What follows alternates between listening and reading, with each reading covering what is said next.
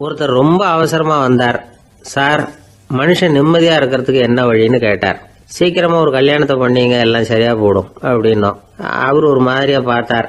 ஏற்கனவே எனக்கு கல்யாணம் ஆயிட்டுது சார், அதனால தானே நிம்மதியா இருக்கிறதுக்கு வழி கேட்கறேன் அப்படின்னார். சரி, இவர் ஒரு மாதிரியான கேஸ் அப்படின்னு நினைச்சுக்கிட்டு நம்மகிட்ட இருந்த ஒரு சின்ன புத்தகத்தை அவர்கிட்ட தூக்கி கொடுத்தோம். இதை படிச்சு பாருங்கன்னு. கல்யாணத்துக்கு பிறகும் சந்தோஷமா இருக்கிறதுக்கு என்ன வழி அப்படிங்கிற கேள்விக்கு அந்த புத்தகத்துல விளக்கம் இருந்தது. கணவன் மனைவிக்குள்ள சிக்கல் வராம இருக்கிறதுக்கு அதுல சில வழிகளை சொல்லி கொடுத்துருக்குறாங்க. அதெல்லாம் என்னென்ன அப்படிங்கிறத இப்ப பார்க்கலாமா? குடும்பம்னு இருந்தா கோபம் வரதான் செய்யும். அது வந்துட்டு போகட்டும், பரவாயில்ல.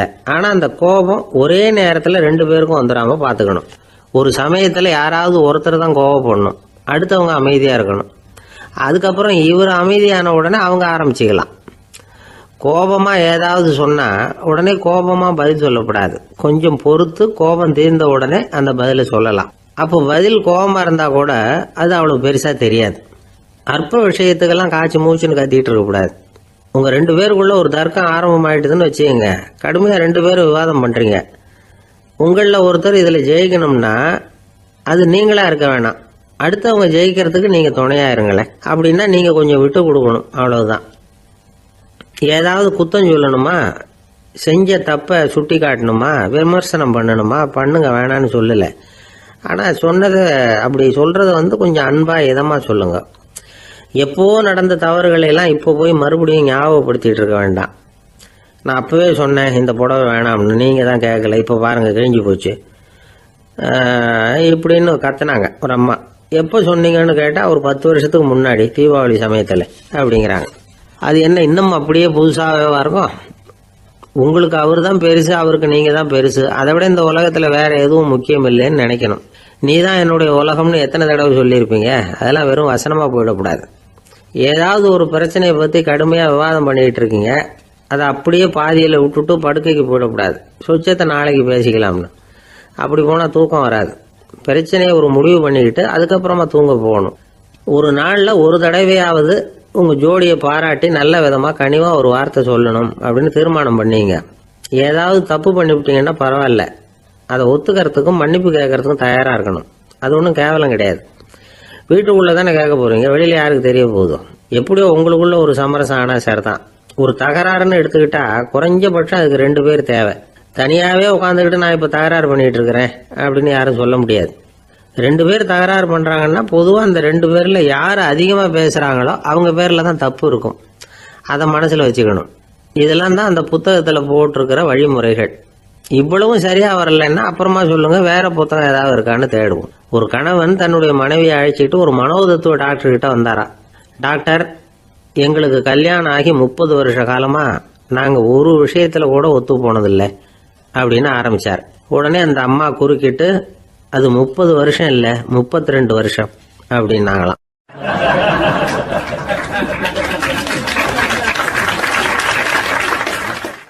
சில பேரை இப்படி சொல்றது உண்டு.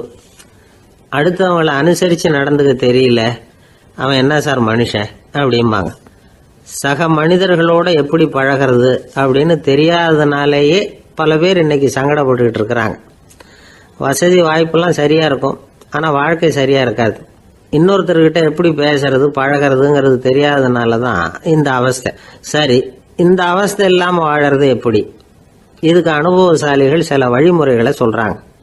அதெல்லாம் என்னென்னங்கிறத இப்ப தெரிஞ்சுக்குவோம். முதல்ல நம்ம நாக்கு நம்ம கண்ட்ரோல்ல இருக்கணும். வார்த்தைகளை கொட்டி விட்டு அதுக்கப்புறம் அள்ள முடியாம கிடந்து கஷ்டப்படக்கூடாது. எப்படி பேசுறோங்கிறதும் முக்கியம், பேசுறப்ப எப்படி முகத்தை வச்சிருக்கிறோங்கிறதும் முக்கியம். அன்பா பேசினாலும் நல்லா இருக்கும். அப்படி பேசுறப்ப ஆதரவா அவர் தோள் மேல ஒரு கையை போட்டுக்கிட்டு பேசினா இன்னமும் நல்லா இருக்கும். 2வது விஷயம், இன்னொருத்தர்கிட்ட பேசுறப்ப வாக்குறுதிகளை அள்ளி வீசக்கூடாது. கொடுக்கற வாக்குறுதி குறைச்சலா இருக்கணும். அப்படி கொடுத்த வாக்குறுதியை கண்டிப்பா நிறைவேற்றணும். நாம ஒருத்தரை பாராட்டுறோம் அல்லது அவரை பத்தி அபிப்பிராயம் சொல்றோம்னா அது ஆக்கப்பூர்வமா இருக்கணும். நம்ம பாராட்டு அல்லது விமர்சனம் அடுத்தவருடைய முன்னேற்றத்துக்கு உதவுறது மாதிரி இருக்கணும். நாம சொல்றதை கேட்டுட்டு அவன் தலையில கையை வச்சுட்டு உட்காந்துடக்கூடாது. எப்பவும் உற்சாகமா இருக்கணும், முகம் மலர்ச்சியா இருக்கணும். மனுஷன் இருந்தா வருத்தம், கவலை, ஏமாற்றம் எல்லாம் இருக்கதான் செய்யும். அதெல்லாம் மனசுல இருக்கட்டும். அந்த வருத்தமும் கவலையும் ஏமாற்றமும் சேர்ந்துக்கிட்டு நம்ம முகத்தில் இருக்கிற மலர்ச்சியை மூடி மறைக்கிறதுக்கு நாம இடம் கொடுத்துடக்கூடாது. எந்த விஷயத்தை பற்றி யாருக்கிட்ட பேசினாலும் வெளிப்படையாக பேசணும், திறந்த மனசோட பேசணும். மூடி மறைச்சி முன்னு முழுங்கிக்கிட்டு இருக்கக்கூடாது. இன்னொருத்தர்கிட்ட பேசுகிறப்போ விவாதம் பண்ணுங்க, அது தப்பு இல்லை. ஆனால் வாதாடிக்கிட்டு இருக்கக்கூடாது. அதாவது என்ன சொல்கிறாங்கன்னா, டிஸ்கஸ் பண்ணலாம், ஆர்கியூ பண்ணக்கூடாதான். நம்மக்கிட்ட இருக்கிற நல்ல குணங்களை நாம் எடுத்து சொல்லிகிட்டு இருக்கக்கூடாது. அந்த நல்ல குணங்களே நம்மளை பற்றி எடுத்து சொல்லணும், அது மாதிரி நடந்துக்கணும். அதே மாதிரி அடுத்தவங்க கிட்ட உள்ள கெட்ட குணங்களை பற்றி அவசியம் இல்லாமல் நாம் பேச வேண்டியதில்லை.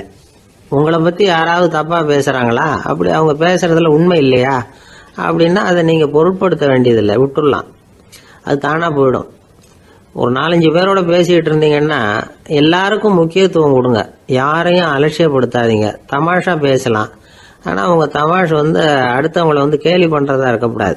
நமக்கு கிடைக்க வேண்டியது கிடைக்கலையே அப்படிங்கிற தவிப்பு நம்மக்கிட்ட இருக்கக்கூடாது, அது தேவையில்லை. உங்கள் செயல்பாடுகள் தெளிவாக இருக்கட்டும், பாராட்டு தானாக அவங்கள தேடிட்டு வரும். இன்னொரு மனுஷனுடைய மனசில் கௌரவமான ஒரு இடத்த பிடிக்கணும்னா நாம் இந்த குணத்தையெல்லாம் நம்மக்கிட்ட வளர்த்துக்கணும். இதெல்லாம் அனுபவசாலிகள் சொல்லியிருக்கிற குறிப்புகள். இந்த குறிப்புகளை சரியாக புரிஞ்சுக்கணும், அது முக்கியம். தப்பாக புரிஞ்சுக்கிட்டா என்ன ஆகும் தெரியுமா? இதை கேளுங்க. ஒருத்தர் வந்தார், சார் அடுத்தவங்க தோள் மேலே கையை போட்டுக்கிட்டு அன்பாக பேசணும்னு சொன்னீங்க, அப்படி தான் பேசினேன். அவர் முதுகை கூட தட்டி கொடுத்தேன், என் வேலை போயிட்டுது சார், வீட்டுக்கு அனுப்பிச்சிட்டாங்க அப்படின்னார். யாருக்கிட்ட அப்படி பேசுனீங்கன்னு கேட்டோம். என் முதலாளிகிட்ட சார் அப்படிங்கிறார் ரொம்ப சோகமா.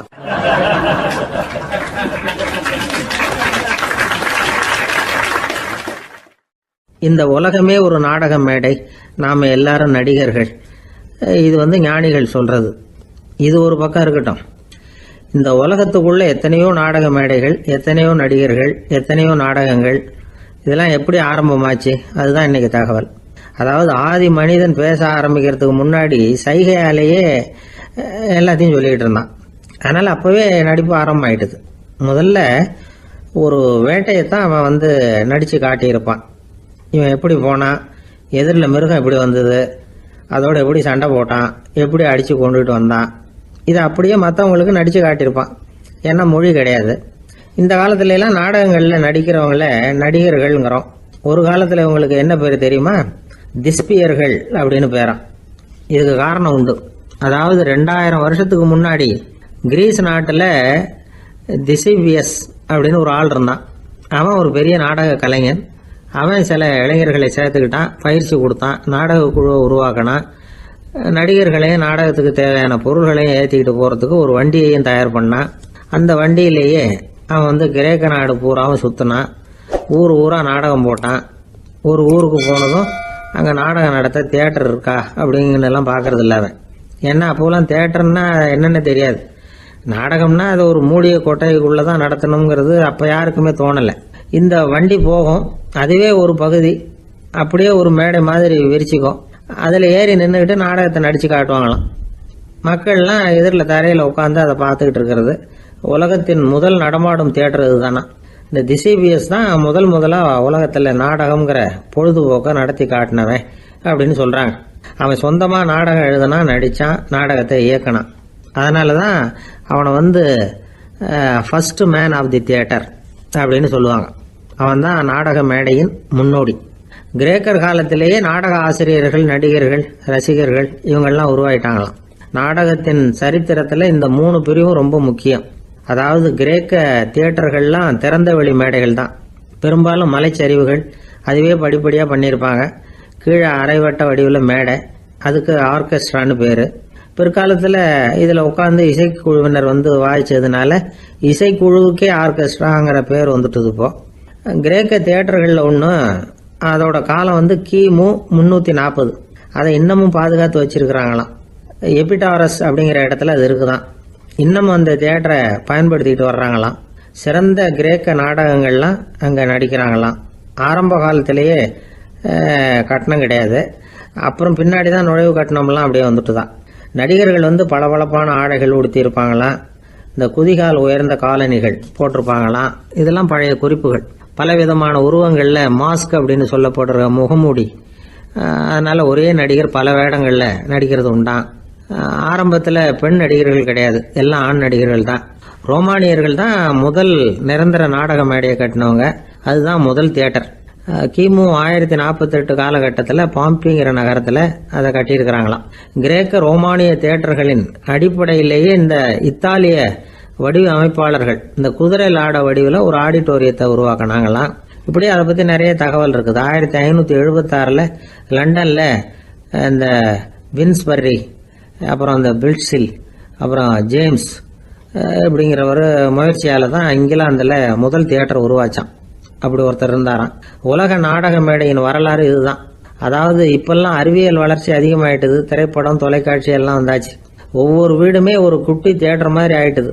தொலைக்காட்சி முன்னாடி உட்காந்து எழுந்திருக்கவே மனசு வர்றதில்லை. ஒரு அம்மா ஒரு மனோதத்துவ டாக்டரை தேடிட்டு வந்தாங்களாம் இந்த காலத்தில். டாக்டர், எங்கள் வீட்டுக்காரர் எப்போ பார்த்தாலும் டிவி முன்னாடி உட்காந்துக்கிட்டு அதையே வெறிச்சு பார்த்துக்கிட்டு இருக்கிறார், உத்து பார்த்துக்கிட்டு இருக்கார், எனக்கு சந்தேகமாக இருக்குன்னாங்களாம். இது மனக்கோளாறு இல்லைங்க, ஆர்வ கோளாறு, அவ்வளவுதான், இதுக்காக பயப்படாதீங்கன்னாராம் டாக்டர். அப்படி இல்லை டாக்டர், டிவி ஓடும் பொழுது நாம எல்லாம் அதை பார்க்குறோம் சரி, ஆனால் அவர் அப்படி இல்லை, டிவியை நிறுத்தினதுக்கு அப்புறமும் அதையே உத்து பார்த்துட்டு உட்காந்துருக்கிறார், அதனால தான் சந்தேகப்பட்டு உங்ககிட்ட வந்தேன் அப்படின்னாங்களாம்.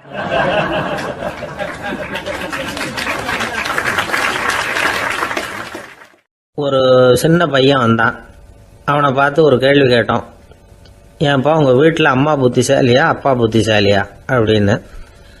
அவன் அலட்சியமாக நம்மளை பார்த்து சிரிக்கிறான். என்ன சார் இது, இந்த காலத்தில் இது கூட தெரியாமல் இருக்கிறீங்களே அப்படிங்கிறான். ஒரு சின்ன பையன் நம்மளை பார்த்து இப்படி கேட்டு விட்டானே அப்படின்னு நினைக்கிறப்போ நமக்கு ஒரு மாதிரி ஆகிடும். அதுக்கப்புறம்தான் இந்த தாத்தா பாட்டியெல்லாம் சொல்கிற ஒரு கதை ஞாபகத்துக்கு வந்தது. அது என்ன கதை தெரியுமா? ஒரு ஊரில் ஒரு அம்மாவும் பிள்ளையும் இருந்தாங்களாம். அந்த மகனுக்கு திடீர்னு தேசாந்திரம் போய் வரணும்னு ஆசை வந்துட்டுது. ஊராக போய் சுற்றி பார்க்கணுங்கிற ஆசை. அந்த அம்மாவுக்கு இது பிடிக்கல. மகனை பிரிஞ்சு இருக்கிறதுக்கு அவங்க மனசு இடம் கொடுக்கல. வேணாப்பான்னு சொல்லி பார்த்தாங்க, அவன் கேட்கல. திடீர்னு புறப்படவும் செஞ்சுட்டான். சரி, இனிமேல் அவனை தடுக்க முடியாதுன்னு முடிவு பண்ணிக்கிட்டாங்க அந்த அம்மா. இருந்தாலும் புத்திசாலித்தனமாக ஒரு யோசனை பண்ணாங்க. மகனை கிட்டத்தில் கூப்பிட்டாங்க. அவங்ககிட்ட சொன்னாங்க, இதை பாருப்பா, நீ தேசாந்திரம் போகிறதுன்னு தீர்மானம் பண்ணிவிட்ட, அதை நான் தடுக்கலை, போயிட்டு வந்துடும். ஆனால் போகிறதுக்கு முன்னாடி எனக்கு ஒரு வாக்குறுதி கொடுத்துட்டு போ அப்படின்னாங்க. போகிறப்போ ராத்திரியாக இருந்தாலும் பகலாக இருந்தாலும் சரி, புளிய மரத்து நிழலில் தான் தங்கணும். திரும்பி வர்றப்போ இரவும் பகலும் நீ வேப்ப மரத்து நிழல்லே தங்கணும் அப்படின்னாங்க. சரி, அப்படியே செய்கிறேன்னு சொல்லி வாக்குறுதி கொடுத்தான் பையன். புறப்பட்டு போனான். போகிற வழியில் புளிய மரத்து நிழல்லே தங்கினான், தூங்கினான். அப்படி போய்கிட்டே இருந்தான். 7வது நாள் அவன் உடம்பு சுகம் இல்லாமல் போயிட்டுது. ரொம்பவும் பலவீனமாயிட்டான். இனிமேல் நடக்க முடியாதுங்கிற நிலைமை வந்துட்டுது. யோசிச்சு பார்த்தான். சரி, இதுக்கு மேலே போக வேண்டாம் அப்படின்னு முடிவு பண்ணிட்டு திரும்பி வர ஆரம்பிச்சுட்டான். திரும்பி வர்றப்போ வழியில் வேப்ப மரத்து நிழல்லையே தங்கி வந்தான். நாளுக்கு நாள் உடம்பு சரியாக வந்துட்டுது. 7வது நாள் வீட்டுக்கு சேர்றான். உடம்பு பழையபடியே கலகலப்பாயிட்டுது. பூரண சுகம். தேசாந்திரம் போன பையன் திரும்பி வந்துட்டானே அப்படின்னு அந்த அம்மா ஆச்சரியப்படலை. ஏன்னா அவங்களுக்கு தெரியும் இப்படி ஆகும்னு. பையன் சீக்கிரமாக திரும்பி வரணுங்கிறதுக்காக தான் அவங்க அந்த யோசனையை சொன்னாங்க. என்ன விஷயங்கிறதையும் அவங்களே சொன்னாங்க. மகனே, புளிய மரத்து நிழல் உடம்புக்கு உஷ்ணத்தை கொடுக்கும், சீக்கம் உண்டாக்கும். அதனால் நீ தொடர்ந்து புளிய மரத்து நிழலில் தங்கினாவே நோய்க்கு ஆளாயிட்ட. அதனால் பயணத்தை முடிச்சுக்கிட்டு திரும்பி வரணுங்கிற முடிவுக்கு வந்துட்ட. திரும்பி வர்றப்போ நீ தங்கினது வேப்ப மரத்து நிழல். அது உடம்புக்கு குளிர்ச்சியை தரக்கூடியது, நோயை தீர்க்கக்கூடியது. அதனால் சுகமாக வீட்டுக்கு சேர்ந்துட்ட. உன்னோட தேசாந்திர பயணத்தை தடுக்கிறதுக்காக தான் இப்படி பண்ணினேன் அப்படின்னாங்களாம் அந்த அம்மா. பார்த்தீங்களா அம்மாவோட புத்திசாலித்தனத்தை? அப்பாவாக இருந்தால் இப்படியா பண்ணுவார்? ஒரு அப்பா பையன்கிட்ட 10 ரூபா கொடுத்து இதை எடுத்துக்கிட்டு அடுத்த ஊருக்கு போய் அங்கே இருக்கிற மாமா கிட்ட இதை கொடுத்துட்டு வாடா, வழியில் எங்கேயாவது மரத்தடியில் படுத்து தூங்கி விடாதே அப்படின்னு எச்சரிக்கை பண்ணி அனுப்புனாராம். பையனுக்கு எச்சரிக்கையாக வாழறது எப்படிங்கிறத கற்றுக் கொடுக்கறதுக்காக இப்படி பண்ணார். அவன் பணத்தை வாங்கிட்டு போனான். அப்பா சொன்னதை மறந்துட்டு ஒரு மரத்தடியில் படுத்து தூங்கிட்டான். அவனுக்கு தெரியாமல் அவன் பின்னாடியே போன அப்பா அவன் கையில் இருந்த அந்த 10 ரூபாயை நைஸாக எடுத்துகிட்டு வந்துட்டார். அவன் பையில் தானே வச்சுருந்தான், அது தெரியாமல் எடுத்துகிட்டு வந்துட்டார். அவன் தூங்கிக்கிட்டு இருக்கான். எடுத்துகிட்டு ஒரு மறுபடியும் வீட்டுக்கு வந்துட்டார். பையன் முழிச்சுக்கிட்டு பையை தடவி பார்க்குறான், பணத்தை காணும். அழுதுகிட்டே திரும்பி வந்தான். அப்பா கிட்ட விஷயத்த சொன்னான்.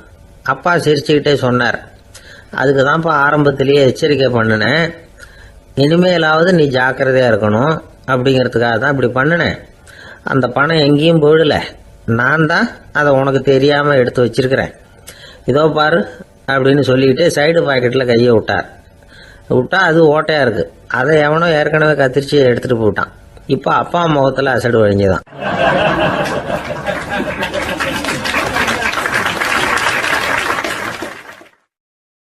ஒரு அரசனும் அமைச்சரும் ஒரு நாள் ரொம்ப சாவகாசமாக பேசிக்கிட்டு இருந்தாங்களாம். அரசன் அமைச்சரை பார்த்து ஒரு கேள்வி கேட்டிருக்கார். ஏங்க அமைச்சரே, ஆசை இல்லாத ஒரு மனுஷனால இருக்க முடியுமா அப்படின்னு. ஏன் முடியாது, துறவி அப்படிங்கிறவங்கெல்லாம் அப்படிப்பட்டவங்க தானே அப்படின்னாராம் அமைச்சர். அவங்கெல்லாம் உண்மையிலேயே ஆசையை விட்டவங்க தானா அப்படின்னு கேட்டாரா ராஜா. அப்படிதான் இருக்கணும் அப்படின்னாராம் அமைச்சர். அப்படின்னா ஆசையே இல்லாத ஒரு உண்மையான துறவியை நான் பார்க்கணுமேன்னார். அது என்ன பிரமாதம், அதுக்கு நான் ஏற்பாடு பண்ணுறேன் அப்படின்னு விட்டார் இவர். சொல்லிவிட்டு உடனே புறப்பட்டு போனார். அங்கே எங்கே தேடினார். அப்புறம் தான் அவருக்கு புரிஞ்சுது உண்மை துறவியை கண்டுபிடிக்கிறது எவ்வளவு கஷ்டமான காரியம்னு. இருந்தாலும் ராஜா கிட்ட சொல்லியாச்சே உண்மை துறவியை காட்டுறேன்னு. இப்போ என்ன பண்ணுறது, ராஜா கிட்ட சொன்னபடி நடக்கலைன்னா அவருக்கு கோபம் வந்துடும். அமைச்சர் ஒரு யோசனை பண்ணார். அவருக்கு ஒரு வழி தெரிஞ்சுது. அதுதான் சரின்னு முடிவு பண்ணார். அதாவது அந்த ஊரில் அவருக்கு தெரிஞ்ச நாடக நடிகர் ஒருத்தர் இருக்கிறார், நல்லா நடிப்பார். அவரை போய் பார்த்தார். இதை பாருப்பா, எனக்காக நீ ஒரு காரியம் செய்யணும்னார். என்னன்னு கேட்டார் அவர். நீ ஒரு துறவி மாதிரி கொஞ்ச நேரத்துக்கு நடிக்கணும். ராஜா உன்னை பார்த்துட்டு போகிற வரைக்கும் நடி, அது போதும். அதுக்காக உனக்கு 10,000 ரூபா தரேன் அப்படின்னார். அவர் எந்த காலத்தில் இவ்வளவு பணத்தை மொத்தமாக பார்த்துருக்கார். அதனால் உடனே சரின்னு ஒத்துக்கிட்டார். அமைச்சர் அரண்மனைக்கு திரும்பி வந்தார். என்ன அமைச்சரே, இன்னுமா ஒரு உண்மையான துறவி கிடைக்கலன்னார். உண்மையான துறவி ஒருத்தரை இப்போ தான் கொஞ்ச நேரத்துக்கு முன்னாடி பார்த்து பேசிவிட்டு வர்றேன். அவர் நம்ம ஊருக்கு வெளியில் குளத்தங்கரையில் உள்ள ஒரு ஆலமரத்துக்கு அடியில் உட்காந்துருக்கிறார் அப்படின்னார் இவர். அப்படின்னா உடனே புறப்படுங்க அப்படின்னார் ராஜா. பரிவாரங்களோடு புறப்பட்டார். அங்கே அந்த மரத்தடியில் அந்த ஆள் வேஷம் போட்டுக்கிட்டு துறவி மாதிரி உட்காந்துருக்கிறான். ராஜா நேராக போனார். அந்த துறவி காலில் பொத்துன்னு விழுந்து வணங்கினார். உடனே ராணி அவர் காலில் விழுந்தாங்க. அடுத்தபடியாக அமைச்சர் விழுந்தார். அவருக்கு தெரியும் இது நம்ம ஆள் தான்னு. இருந்தாலும் என்ன பண்ணுறது, நேரம். அப்புறம் பரிவாரங்கள்லாம் துறவி காலில் விழுந்து ஆசீர்வாதம் வாங்கிட்டாங்க. ராஜா அப்புறமா தங்கத்தட்டில் பொண்ணையும் பொருளையும் வச்சு அந்த துறவிகிட்ட ரொம்ப பணிவாக நீட்டுறார். தாங்கள் தயவு பண்ணி இதை ஏற்றுக்கணும் அப்படின்னு வேண்டிக்கிட்டார். அந்த துறவி பற்று இல்லாமல் அதை பார்த்தார். எல்லாத்தையும் திறந்துட்ட எனக்கு இதெல்லாம் எதுக்காக அப்படின்னு சொல்லி அதை மறுத்துட்டாராம். ஆஹா, உண்மையான துறவியை பார்த்துட்டோம் அப்படிங்கிற ஆனந்தம் அரசருக்கு. ரொம்ப நிம்மதியாக திருப்தியாக திரும்பி வந்தார் அரண்மனைக்கு. அதுக்கப்புறம் அமைச்சர் யாருக்கும் தெரியாமல் அந்த துறவிகிட்ட ஓடினார். சொன்ன பிரகாரம் பணத்தை நீட்டினார். இந்தப்பா, நான் உங்ககிட்ட சொன்னபடி 10,000 ரூபா பணம் எடுத்துக்கோ அப்படின்னார். அந்த ஆள் ராஜா கிட்ட சொன்னது மாதிரியே எல்லாத்தையும் திறந்துட்ட எனக்கு இதெல்லாம் எதுக்காக வேணாம் அப்படின்னு விட்டாராம். நடித்த வரைக்கும் போதும்ப்பா, இனிமேல் இந்த நாடக வசனம்லாம் வேணாம், வேஷத்தை கலைச்சிரு, பணத்தை வாங்கிக்கோன்னார். இல்லைங்க, இது வேஷம் இல்லை, இது வசனமும் இல்லை, இது உண்மை. கொஞ்ச நேரம் துறவி மாதிரி நடித்ததுக்கே இந்த தேசத்து ராஜா, ராணி, அமைச்சர், பரிவாரங்கள் எல்லாம் என் காலில் விழுந்து வணங்குறாங்க. அப்படின்னா உண்மையான துறவியாக இருக்கிறது எவ்வளவு பெருமையான விஷயம். நான் உண்மையான துறவியாக ஆக போகிறேன், அப்படி முடிவும் பண்ணிட்டேன் அப்படின்னார் அந்த நடிகர். வேஷம் கூட எப்படிப்பட்ட விளைவுகளை உண்டு பண்ணுது பார்த்தீங்களா. நம்மால் ஒருத்தன் ரொம்ப வசதியாக தான் இருந்தான். ஒரு நாள் அவன் சொத்து பூரா திருட்டு போட்டுது. அதுக்கப்புறம் இவன் துறவி மாதிரி ஆயிட்டான். ஊர் ஊராக சுற்றினான். ஒரு குருநாதரை தேடி கண்டுபிடிச்சான். அவர்கிட்ட சீடனாக சேர்ந்துக்கிட்டான். அவனை பார்த்து ஒருத்தர் கேட்டார், நீ உண்மையான சீடன் தானான்னு. இல்லைங்க, சீடன் மாதிரி நடிச்சுக்கிட்டு இருக்கிறேன் அப்படின்னா. அது குரு துரோகம் இல்லையா அப்படின்னு கேட்டார் அவர். இல்லைங்க, நான் பண்ணது குரு துரோகம் இல்லை, என் குரு பண்ணது தான் துரோகம். என்னுடைய பணத்தை கொள்ளையடிச்சது இவர் தான். அதை எங்கே வச்சிருக்காருன்னு கண்டுபிடிக்கிறதுக்காக தான் இவர்கிட்ட சீடனாக சேர்ந்துருக்கிறேன் அப்படின்னானா.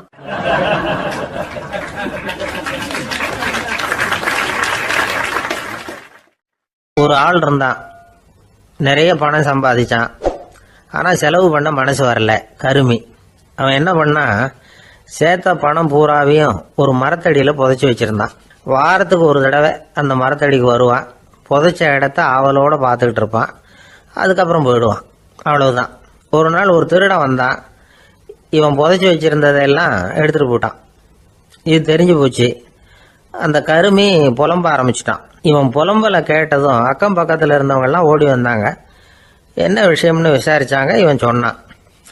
ஒரு பெரியவர் கேட்டார், ஏப்பா வாரம் வந்து இந்த இடத்த பார்க்கறதாக சொன்னியே, எப்போவாவது இதில் இருக்கிற பணத்தை எடுத்து செலவு பண்ணியிருக்கியா அப்படின்னு கேட்டார். நான் அப்பப்போ வந்து அதை பார்க்கறது தான் வழக்கம், அதை தொட்டதே இல்லைன்னு அவன். சரி அப்படின்னா இப்போவும் நீ அதே மாதிரி வாரம் ஒரு தடவை வந்து இந்த இடத்த பார்த்துட்டு போகலாமே அப்படின்னாராம் அந்த பெரியவர். அதுவும் சரிதானே, எவ்வளவு காலமானாலும் அவன் அந்த பணத்தை எடுத்து செலவு பண்ண போறதில்ல. அப்படி இருக்கிறப்ப உள்ளே பணம் இருந்தாலும் ஒன்று தான், இல்லாமல் போனாலும் ஒன்று தான். இதிலிருந்து என்ன புரியுதுன்னா, ஒருத்தர்கிட்ட இருக்கிற பணத்தை கொண்டு அவர் பணக்காரரா ஏழையா அப்படின்னு முடிவு செய்கிறது சரியில்லை. அந்த செல்வத்தை அனுபவிக்கிற திறன், பயன்படுத்துகிற திறன், அதை வச்சு தான் அவர் ஏழையா பணக்காரரா அப்படிங்கிறத நிர்ணயம் பண்ணணும். அதுதான் சரி. செலவு பண்ண தெரியாதவன் சேகரம் பண்ணிகிட்டே இருக்கிறதுனால என்ன பிரயோஜனம்? தலைமுடியே இல்லாதவன் தாராளமாக சீப்புகளை வாங்கி சேகரம் பண்ணுறது மாதிரி தானே இது. சில சமயம் செலவு பண்ண நாம் தயாராக இருந்தால் கூட அந்த செல்வம் நமக்கு பயன்படுறதில்ல. அரேபியாவில் ஒரு நகை வியாபாரி விலை உயர்ந்த முத்துக்களை எல்லாம் அவர் வச்சு வியாபாரம் பண்ணிகிட்டு இருந்தார். அவர் ஒரு சமயம் ஒரு பாலைவனம் வழியாக போயிட்டு இருக்கிறார் ஒட்டகத்தில். அப்போ திடீர்னு கடுமையான புயல் வீச ஆரம்பிச்சுட்டுது. திசை தவறி இவர் எங்கேயோ வந்துட்டார். கூட வந்தவங்களையும் காணல, எங்கே போனாங்களும் தெரியல. இவர் ரொம்ப பயந்து போய் அங்கே எங்கேயுமா அலைஞ்சு திரியிறார். வழியே தெரியல. பசி கடுமையாயிட்டுது. ஒட்டகத்து முதுகில் ஒரு மூட்டை இருந்தது. அதை பிரித்து பார்த்தார். உள்ளே ஏதாவது இருக்கான்னு தேடி பார்க்குறார். அது வரைக்கும் கண்ணில் தட்டுப்படாத அபூர்வமான ஒரு பை கண்ணில் பட்டுது.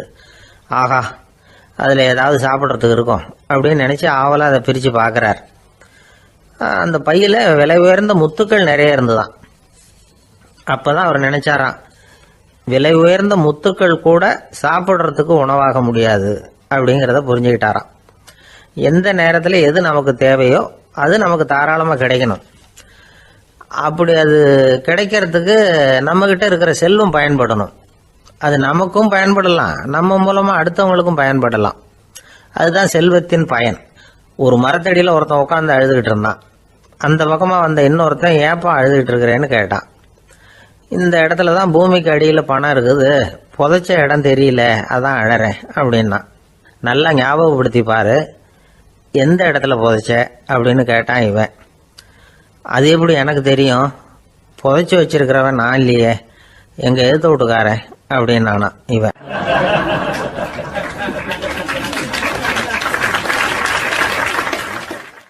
அந்த ஆள் என்ன கண்ணா பண்ணான்னு திட்டி விட்டான் சார், அதை நினைச்சா எனக்கு ரொம்ப வருத்தமா இருக்கு அப்படின்னு சொல்லி கவலைப்பட்டார் ஒருத்தர். இதுல கவலைப்படுறதுக்கு என்ன இருக்குது அப்படின்னார் ஒரு பெரியவர். அவர் ஒரு மகான். என்ன சார் இப்படி சொல்றீங்க, ஒருத்தர் நம்ம பார்த்து திட்டுனா வருத்தமா இருக்காதா அப்படின்னார். அது எப்படி வருத்தமா இருக்கும், திட்டுறதுங்கிறது என்ன, அது வெறும் சத்தம் தானே அப்படின்னார் அந்த பெரியவர். நம்ம ஆளுக்கு தலையை பிச்சுக்கலாம் போல இருந்தது. இருக்காது அப்படின்னா நமக்கு அப்படித்தானே தோணுது. அந்த பெரியவர் சொல்றது ரொம்ப பெரிய விஷயம். அதை நாம் புரிஞ்சிக்க முயற்சி பண்ணலாம்னா நடைமுறை வாழ்க்கைக்கு அது ஒத்து வர்றது மாதிரி தெரிய மாட்டேங்குது. இருந்தாலும் அந்த பெரியவர் அதுக்கு என்னதான் விளக்கம் கொடுக்குறாருன்னு பார்ப்போமே. ஒரு ரயில் போயிட்டு இருக்கு, அதில் ஒரு சாது போயிட்டு இருக்கார். அந்த ரயில் வந்து அவர் ஹரித்வாரம் போயிட்டு இருக்கார். அவர் ரயிலில் ஏகப்பட்ட கூட்டம். நம்ம ஊர் ரயில் கேட்க வேணும், டிக்கெட் வாங்கிட்டு கொஞ்சம் பேர், வாங்காத கொஞ்சம் பேர். அது என்னத்துக்கு அனாவசியமாக டிக்கெட் அப்படிங்கிற நினைப்பில் பாதி பேர். இந்த கூட்டத்துக்கு மத்தியில் அந்த சாதுவும் போயிட்டு இருக்கிறார்.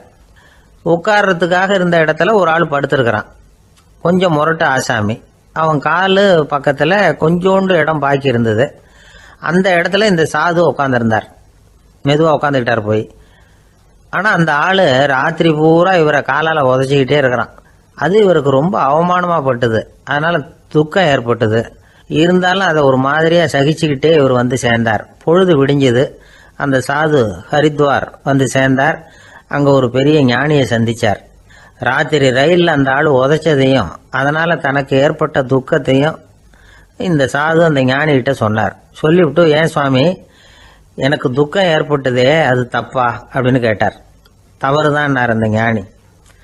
உனக்கு இன்னமும் தேக அபிமானம் போகலைங்கிறது தான் அது காட்டுது. அஷ்டாவக்கரர் என்ன சொல்றார் தெரியுமா, உண்மையான ஞானி யாராவது தன்னை வந்தனை செய்தால் அதற்காக சந்தோஷப்பட மாட்டார், யாராவது நிந்தனை செய்தால் அதற்காக வருத்தப்பட மாட்டார் அப்படின்னு சொல்றார். நிந்தனைங்கிறது ஒரு ஒலி தான்.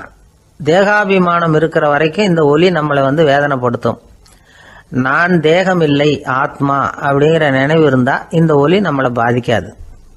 மனு என்ன சொல்றார் தெரியுமா? ஒரு சாதகன் பாராட்டுதலை விஷம்னு நினைச்சு பயப்படணும், அவமானத்தை அமிர்தம்னு நினைச்சு சந்தோஷப்படணுங்கிறார். அவமானப்பட்டா கவலைப்படாம எப்படி இருக்க முடியும் அப்படின்னு தான் நமக்கு தோணும். அதனாலதான் நம்மள யாரும் இதுக்கு உதாரணமா யாரையும் காட்ட முடியல. புத்தரையும் கபீரையும் உதாரணமா காட்டுறாங்க. அவங்களுக்கெல்லாம் அவமானம் ஏற்பட்டப்போ கவலையே படலையாம். புத்தரை அவமானப்படுத்தணுங்கிறதுக்காக கௌசாம்பி ராணி ஒரு இளம் பெண்ணை கொலை பண்ணி சடலத்தை புத்தர் குடிசைக்கு முன்னாடி போட சொன்னார். போட்டாங்க.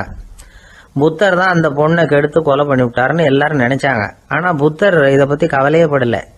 அப்புறமா உண்மை தெரிஞ்சதும் புத்தர் புகழ் இன்னும் அதிகமாயிட்டது. ஒரு பெரிய சபையில ஒரு மோசமான பொண்ணு நுழைஞ்சி தனக்கும் கபீருக்கும் சம்பந்தம் உண்டுன்னு சொன்னா கபீர் கவலைப்படல. அவங்க மாதிரியெல்லாம் நாமளும் இருக்க கத்துக்கணும். நிந்தனை, அபகீர்த்தி, அவமானம் எல்லாம் ஆண்டவன் கொடுக்கிற பிரசாதம்னு நினைக்கணும் அப்படின்னு சொல்றார் அந்த ஞானி. இதை கேட்ட இந்த காலத்து ஆசாமி ஒருத்தர், நான் கூட அப்படிதான் சார், யாராவது அவமானப்படுத்தினா கவலைப்பட மாட்டேன். நேத்து கூட ஒருத்தர் என்ன பலார்னு அரைஞ்சுட்டார், நான் கொஞ்சம் கூட கவலைப்படலை, பேசாம வந்துட்டேன்னார். ஏன் அப்படி வந்துட்டீங்க அப்படின்னு. அவர் அரைஞ்சதுலேயும் ஒரு அர்த்தம் இருந்தது, அதனால தான் அப்படி வந்துட்டேன்னார். ஏன் அரைஞ்சாருன்னு கேட்டேன். 10 வருஷத்துக்கு முன்னாடி 15 ரூபா அவர்கிட்ட கடன் வாங்கினேன், அதை கேட்டு கேட்டு பார்த்துட்டு கடைசியாக தான் அரைஞ்சார் அப்படின்னார். ஆண்டவனுடைய பிரசாதம் இவருக்கு அடிக்கடி கிடைக்கும் போல இருக்கு.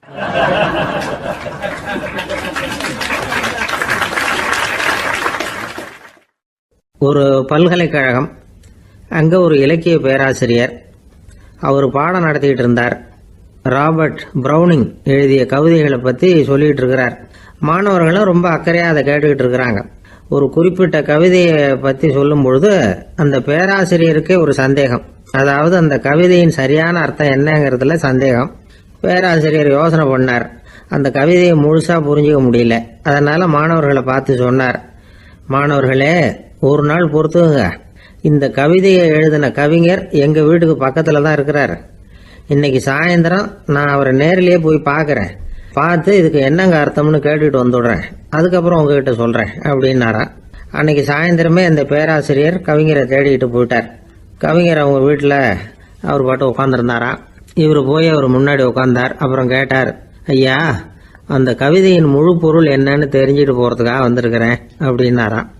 எந்த கவிதை அப்படின்னாராம் அவரு. இவர் அந்த கவிதையை சொல்லியிருக்கார். கவிஞர் கொஞ்சம் யோசனை பண்ணிவிட்டு அப்புறம் சொன்னாராம், பேராசிரியரே, நீங்க கொஞ்சம் தாமதமா வந்துட்டீங்கன்னாராம். இவருக்கு ஒன்றும் புரியல. நீங்க என்ன சொல்றீங்க? நான் தாமதமா வந்துட்டேன்னா? நீங்க தான் உயிரோடு இருக்கிறீங்களே, அப்படி இருக்கும்பொழுது நான் தாமதமா வந்துட்டேன்னா அது எப்படி அப்படின்னு இவர் குழம்பி இருக்கிறார். இப்ப கவிஞர் சொன்னாராம், ஐயா, நான் உயிரோட இருக்கிறேனா இல்லையாங்கிறது முக்கியம் இல்லை. நான் அந்த கவிதை வரிகளை எழுதினப்போ 2 பேருக்கு அதோட அர்த்தம் தெரிஞ்சிருந்தது. இப்போ ஒரே ஒருத்தருக்கு தான் அதோட அர்த்தம் தெரியும் அப்படின்னாராம். பேராசிரியர் யோசனை பண்ணியிருக்கார். அப்படின்னா அந்த ஒருத்தர் கவிஞர் ராபர்ட் பிரவுனிங்கை தவிர வேற யாரா இருக்க முடியும்? இவர் தான் அப்படிங்கிறத அவர் மனசுல நினைச்சுக்கிட்டார். அதனால சொன்னார், ஐயா, நான் தாமதமா வரல, அந்த கவிதையின் பொருள் என்ன அது சொல்லுங்கன்னார். பேராசிரியரே, நான் சொல்றது உங்களுக்கு புரியலன்னு நினைக்கிறேன். நான் இந்த வரிகளை எழுதினப்போ 2 பேருக்கு அதோட அர்த்தம் தெரிஞ்சிருந்தது. அந்த 2 பேர் யாருன்னா, ஒருத்தர் ராபர்ட் பிரவுனிங், அதாவது நான், இன்னொருத்தர் கடவுள். இப்போ அது கடவுளுக்கு மட்டும்தான் தெரியும். நானே இதை பத்தி பல தடவை யோசனை பண்ணி பார்த்தேன். இது ரொம்ப அழகானது, ஆனாலும் ரொம்ப வழுக்கலானது. அதை பிடிச்சிட்டோம்னு நினைச்சிட்டு இருக்கும் பொழுதே காத்து மாதிரி அது உங்ககிட்ட இருந்து ஓடி போயிடுது. எனக்கு ரொம்பவும் வருத்தமா தான் இருக்குது. நிச்சயமா நான் தான் இந்த வரிகளை எழுதியிருக்கிறேன். அதுல அர்த்தம் இருக்குங்கிறது எனக்கு தெரியும், அதை நான் உணர்றேன். ஆனா நீங்க என்ன மன்னிக்கணும், எனக்கே கூட அதை என்னால விளக்க முடியல. அப்படி இருக்கும் பொழுது உங்களுக்கு எப்படி அதை நான் விளக்க முடியும் அப்படின்னு அந்த கவிஞர். அனுபவிக்கப்படக்கூடிய எல்லாமே விளக்கப்படக்கூடிய ஒன்றல்ல, விளக்கப்படும் எல்லாமே அனுபவிக்கப்படக்கூடிய ஒன்றல்ல அப்படிங்கிறது ஞானிகளுடைய கருத்து. அதுக்காக தான் அந்த சம்பவம். வாழ்க்கையில் நீங்கள் தொடர்ந்து ஆய்வு செய்து கொண்டே இருக்கக்கூடிய விளக்கங்களை ஒருபோதும் அடைய முடியாத பரிமாணங்கள் இருக்கிறதுனால தான் அது அலுப்பு தட்டாமல் இருக்குது. உங்களால் நிறைய அனுபவிக்க முடியும், இருந்தாலும் நீங்கள் அனுபவித்து அறிந்த விஷயங்கள் கூட வார்த்தைகளால் விளக்கப்பட முடிவதில்லை அப்படிங்கிறது பெரிய ஒரு சிந்தனை. இதெல்லாம் ஒரு பக்கம் இருக்கட்டும். நமக்கு தெரிஞ்ச பேராசிரியர் ஒருத்தர் 1 மணி நேரம் ரொம்ப விவரமாக வகுப்பு எடுத்தார். கடைசியாக சொன்னார், மாணவர்களே, ரொம்பவும் எளிமையாக விளக்கமாக எல்லா விவரமும் சொல்லியிருக்கிறேன், அதனால் இதில் உங்களுக்கு சந்தேகம் வர்றதுக்கு வாய்ப்பே இல்லை. இருந்தாலும் கேட்க வேண்டிய கடமை கேட்குறேன். இது வரைக்கும் நடத்தினதில் யாருக்காவது ஏதாவது சந்தேகம் உண்டா அப்படின்னு கேட்டாராம். எனக்கு ஒரே ஒரு சந்தேகம்தான் சார் அப்படின்னு எழுந்திரிச்சு நிற்கிறான் ஒருத்தன். என்னன்னு கேட்டாராம். இது வரைக்கும் நீங்கள் என்ன பாடம் சார் நடத்துனீங்க அப்படின்னானா அவன்.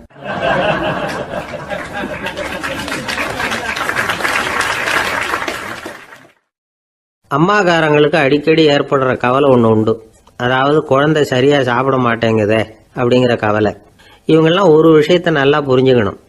குழந்தைகள்ங்கிறவங்க பெரியவங்க மாதிரி இல்லை. அவங்க கடிகாரத்தில் மணியை பார்த்துட்டு சாப்பிட்றதுக்கு உட்கார்ற ரகம் கிடையாது. பசிச்சா சாப்பிடுவாங்க, இல்லைன்னா விளையாடுவாங்க அல்லது தூங்குவாங்க.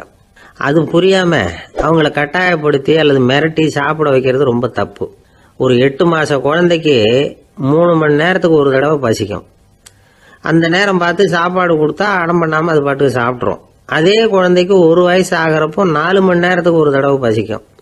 இந்த வயசுல இயற்கையாகவே பசி குறைஞ்சிருக்கும். அது புரியாமல் என் குழந்தை முன்னாடி மாதிரி இப்போ சரியாக சாப்பிட மாட்டேங்கிறான் அப்படின்னு சில பேர் டாக்டர்கிட்ட போய் சொல்லிக்கிட்டு இருப்பாங்க. இன்னொரு விஷயம், ஒரு குழந்தைக்கு வயசு அதிகமாகிற வேகத்துக்கு உடம்பு எடையும் அதிகமாகிக்கிட்டே போகாது. உடம்பு எடை அதிகமாகிற வேகம் குறைஞ்சிக்கிட்டே வரும். 6 மாத குழந்தைக்கு ஒரு வாரத்தில் 150 கிராம் எடை கூடும். ஒரு வயசில் வாரத்துக்கு 71 கிராம் எடை கூடும். இது புரியாமல் அதிகமாக சாப்பாட்டை கொடுத்து குழந்தைய கஷ்டப்படுத்தக்கூடாது. ஏன்னா அளவுக்கு மீறின உணவு அஜீரணத்தை உண்டு பண்ணிவிடும். குழந்தைக்கு ஒரு தட்டில் கொஞ்சமாக ஆகாரத்தை வச்சு கொண்டுட்டு போய் கொடுக்கணும். மலை மாதிரி குவிச்சு வச்சா அதை பார்த்ததுமே பசி அடங்கி போயிடும். அடித்து மிரட்டி பயமுறுத்தி குழந்தைய சாப்பிட வைக்கிற பழக்கம் இருக்குது பாருங்க, அதுக்கு ஃபுட் ஃபோர்ஸிங் அப்படின்னு பேர். இப்படி பண்ணினா குழந்தைக்கு சாப்பாட்டில் விருப்பம் குறைஞ்சிரும், அதை கண்டாவே வெறுக்க ஆரம்பிச்சிடும். அது மாதிரி உளம் சார்ந்த பசி குறைவு, சைக்கோஜெனிக் அனோரெக்சியா, அது ஏற்படுமா. சாப்பாடுங்கிறதே ஒரு தண்டனை மாதிரி தோணும். குழந்தைகளுக்கு பிடிச்ச மாதிரியான ஆகாரத்தை கொடுக்கணும். சத்து அதிகம் இருக்குங்கிறதுக்காக அதுக்கு பிடிக்காத ஆகாரத்தை கொடுத்து கட்டாயப்படுத்தக்கூடாது. குழந்தைகளுக்கு 2 வயசு ஆகிறப்போ இயற்கையாகவே எதிர்மறை குணம் உண்டாகும். அதாவது அந்த எதிர்மறையாக பேசுறது. இது மாதிரி சமயங்களில் நாம் என்ன சொல்கிறோமோ அதுக்கு நேர்மாறாக நடந்துக்கும். ஏட்டிக்கு போட்டி. சாப்பிட சொன்னால் விளையாட போவோம், விளையாட சொன்னால் சாப்பாடு கேட்கும். இதை புரிஞ்சுக்கிட்டு நடந்துக்கணும். குழந்தை சொன்ன பேச்சை கேட்கலேன்னு கோவப்படக்கூடாது. குழந்தை வளர வளர பிடிவாத குணம் வர்றது சகஜம். கேட்டதை வாங்கி கொடுத்தாதான் சாப்பிடுவேன் அப்படின்னு பிடிவாதம் பண்ணும். வாங்கி கொடுத்து விடுறது தான் உத்தமம். நீங்களும் அதுகிட்ட பிடிவாதம் பண்ணிட்டு இருக்கக்கூடாது. ஏன்னா கேட்டது கிடைக்கலையேங்கிற ஏமாற்றம் கூட குழந்தையோட பசியை குறைச்சிரும். கேட்டது கிடைச்சிட்டா பசி அதிகமாகும். கொடுத்ததை மளமளன்னு சாப்பிட்றோம். குழந்தைகளுக்கு கண்ட கண்ட நேரத்தில் சாப்பிட்றதுக்கு எதையாவது வாங்கி கொடுத்துக்கிட்டு இருந்தா சாப்பாட்டு நேரத்தில் சாப்பிடாம அடம் பண்ண ஆரம்பிச்சிடும். பள்ளிக்கூடம் போகிற பிள்ளைங்க காலை உணவை சரியாக சாப்பிட மாட்டாங்க. அச்சம், அவசரம், பரபரப்பு இதெல்லாம் தான் காரணம். பள்ளிக்கு புறப்படுறதுக்கு ஒரு 3/4 மணி நேரத்துக்கு முன்னாடியே சாப்பாடு போட்டுருங்க, அது சரியாக போடும். படிக்கிற குழந்தைகள் உடல் சோர்வு, மனச்சோர்வு இது காரணமாக கூட சாப்பிட மறுக்கிறது உண்டு. இப்போ உதாரணமாக சாயந்தரம் விளையாடி விட்டு வீட்டுக்கு வந்ததும் சாப்பிட சொன்னால் வேணாம்பாங்க. இது உடல் சோர்வு. ரொம்ப நேரம் வீட்டு பாடங்களை செஞ்சு முடித்த கையோடு சாப்பிட சொன்னாலும் அவங்களால சரியாக சாப்பிட முடியாது. இது உளச்சோர்வு, அதாவது மனச்சோர்வு. இதை தவிர குழந்தைகளுக்கு உடல் நலக்குறைவு ஏற்பட்டால் கூட சாப்பிட மறுக்கிறது உண்டு. சில மருந்து மாத்திரைகள் கூட பசியை குறைச்சிரும். அதனால் சரியாக தெரிஞ்சுக்கிட்டு குழந்தைகளை சாப்பிட வைக்கணும். அது புரியாமல் கையில் சாப்பாட்டு தட்டை வச்சுக்கிட்டு குழந்தைகளை விரட்டிக்கிட்டு அலையக்கூடாது. ஒரு சின்ன பையன் சொன்னான், எங்கள் அம்மா சாப்பாடு போடுறது தெரிஞ்சால் நான் உடனே வீட்டை விட்டு வெளியில் ஓடி போடுவேன் அப்படின்னா. ஏன் அப்படி பண்ணுறேன்னு கேட்டோம். எங்கள் அப்பா கூட அது மாதிரி தான் சார் பண்ணுவார் அப்படிங்கிறான்.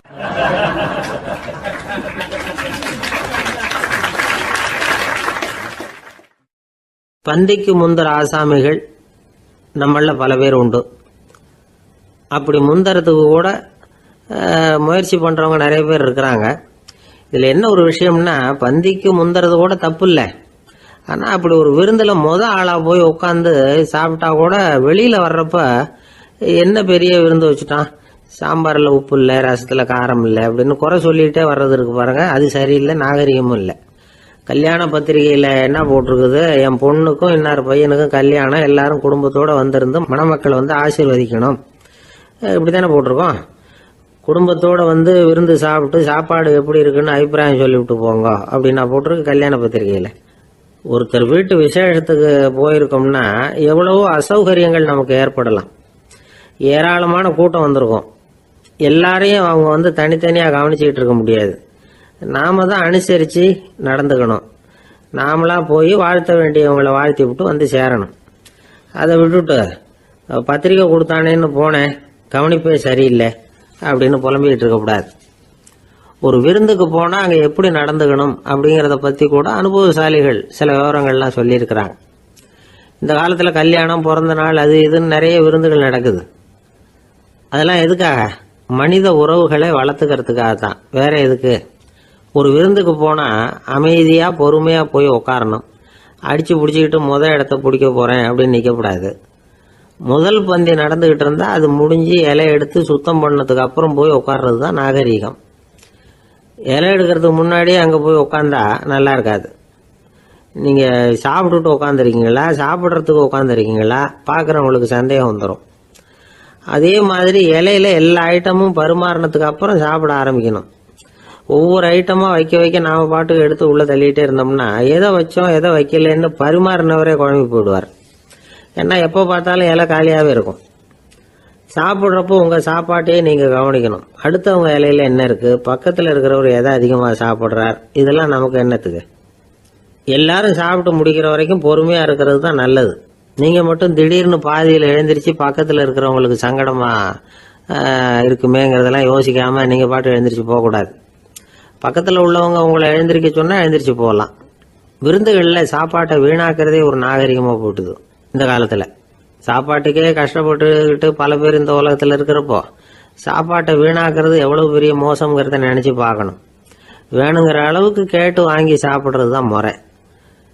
விருந்தில் இந்த பஃபே அப்படின்னு சொல்லி ஒரு முறை சொல்கிறாங்கல்ல, அதாவது உணவு வகைகளையெல்லாம் பொதுவாக ஒரு இடத்துல வச்சுடுறது, நமக்கு தேவையானதை நாமே எடுத்து ஒரு தட்டில் போட்டுக்கிட்டு சாப்பிட வேண்டியது. இதில் கூட சில பேர் தேவைக்கு அதிகமாக எடுத்து போட்டுக்கிட்டு வீணாக்குறாங்க. சில சமயம் வந்து கடைசியாக சாப்பிட போகிறவங்களுக்கு எல்லா ஐட்டமும் கிடைக்காம போகலாம். அதை போய் பெருசு பண்ணிகிட்டு இருக்கக்கூடாது. என்ன சார் இந்த அளவுக்கு கூடவா நாகரிகம் தெரியாமல் இருக்கிறோம், இதை போய் பெருசாக சொல்ல வந்துட்டீங்களே அப்படின்னு நினைக்கலாம். ஒருத்தர் 2 பேருக்கு இந்த விவரம் தேவைப்படலாம். அவங்க காதலையும் இது விழட்டுமேங்கிறதுக்காக தான் இது. ஒரு பெரிய கல்யாண விருந்து நடந்துக்கிட்டு இருந்தது. விருந்து மண்டபத்து வாசலில் ஒருத்தர் நின்றுக்கிட்டு வர்றவங்களையெல்லாம் ரொம்ப மரியாதையாக வணங்கி உள்ளே அனுப்பி வச்சுக்கிட்டு இருந்தார். எப்படி தெரியுமா? வர்றவங்க கையெல்லாம் பிடிச்சி முத்தம் கொடுத்து அதுக்கப்புறம் உள்ளே அனுப்பி வச்சுக்கிட்டு இருந்தாராம். கூட்டம்லாம் முடிஞ்சதுக்கப்புறம் அவர்கிட்ட போய் கேட்டிருக்கிறாங்க, சார் நானும் எவ்வளவோ விருந்துகளுக்கு போயிருக்கிறேன், இருந்தாலும் இவ்வளவு மரியாதையாக வர்றவங்க கைக்கெல்லாம் முத்தம் கொடுத்து வரவேற்கிறத இங்கே தான் பார்க்குறேன் அப்படின்னு சொன்னாங்க. அதுக்கு அவர் சொன்னார், அட போங்க சார், நான் முத்தம் கொடுக்கல, முந்தின பந்திக்கு வந்து சாப்பிட்டவங்களே அடுத்த பந்திக்கும் வர்றாங்களான்னு மோந்து பார்த்து அனுப்பி வச்சுக்கிட்டு இருந்தேன் அப்படின்னார்.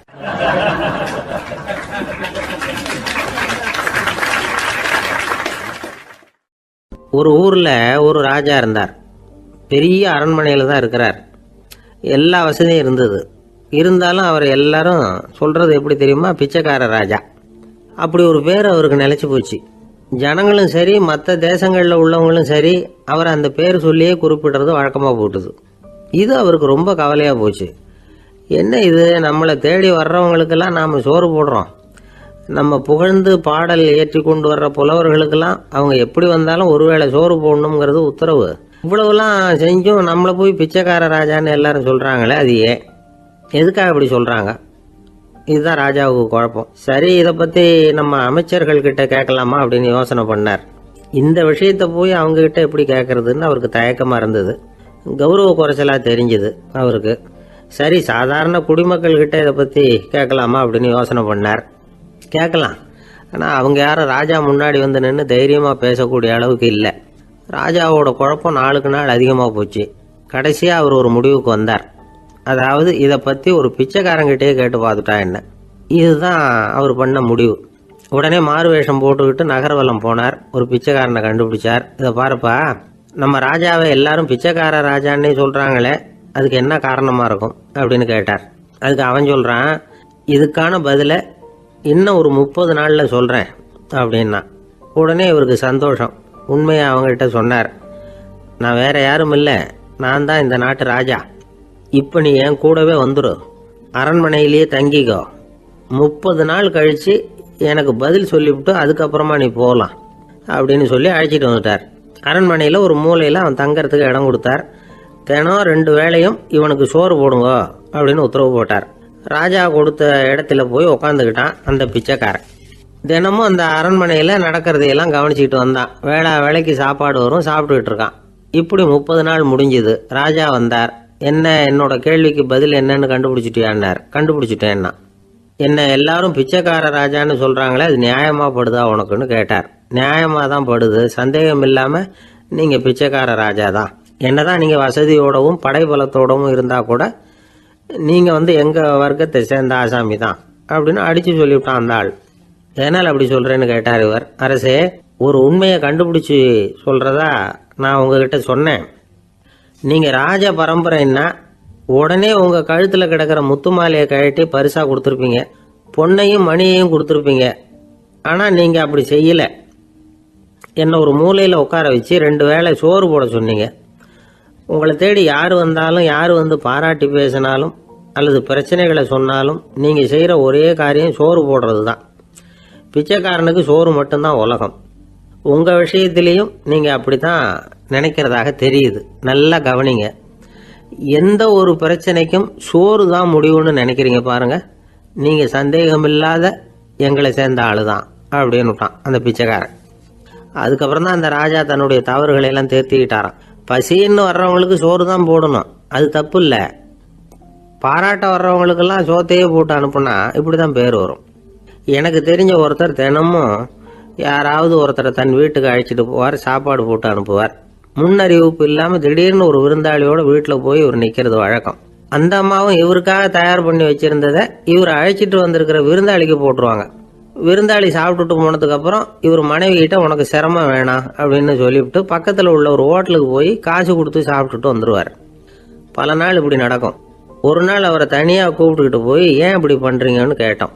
அதுக்கு அவர் சொல்கிறாரு, எங்கள் வீட்டு சாப்பாட்டிலேருந்து தப்பிக்கிறதுக்கு எனக்கு வேற வழி எதுவும் தெரியல சார், அதனால தான் இப்படி பண்ணிட்டு இருக்கிறேன் அப்படின்னார் ரொம்ப பரிதாபமா.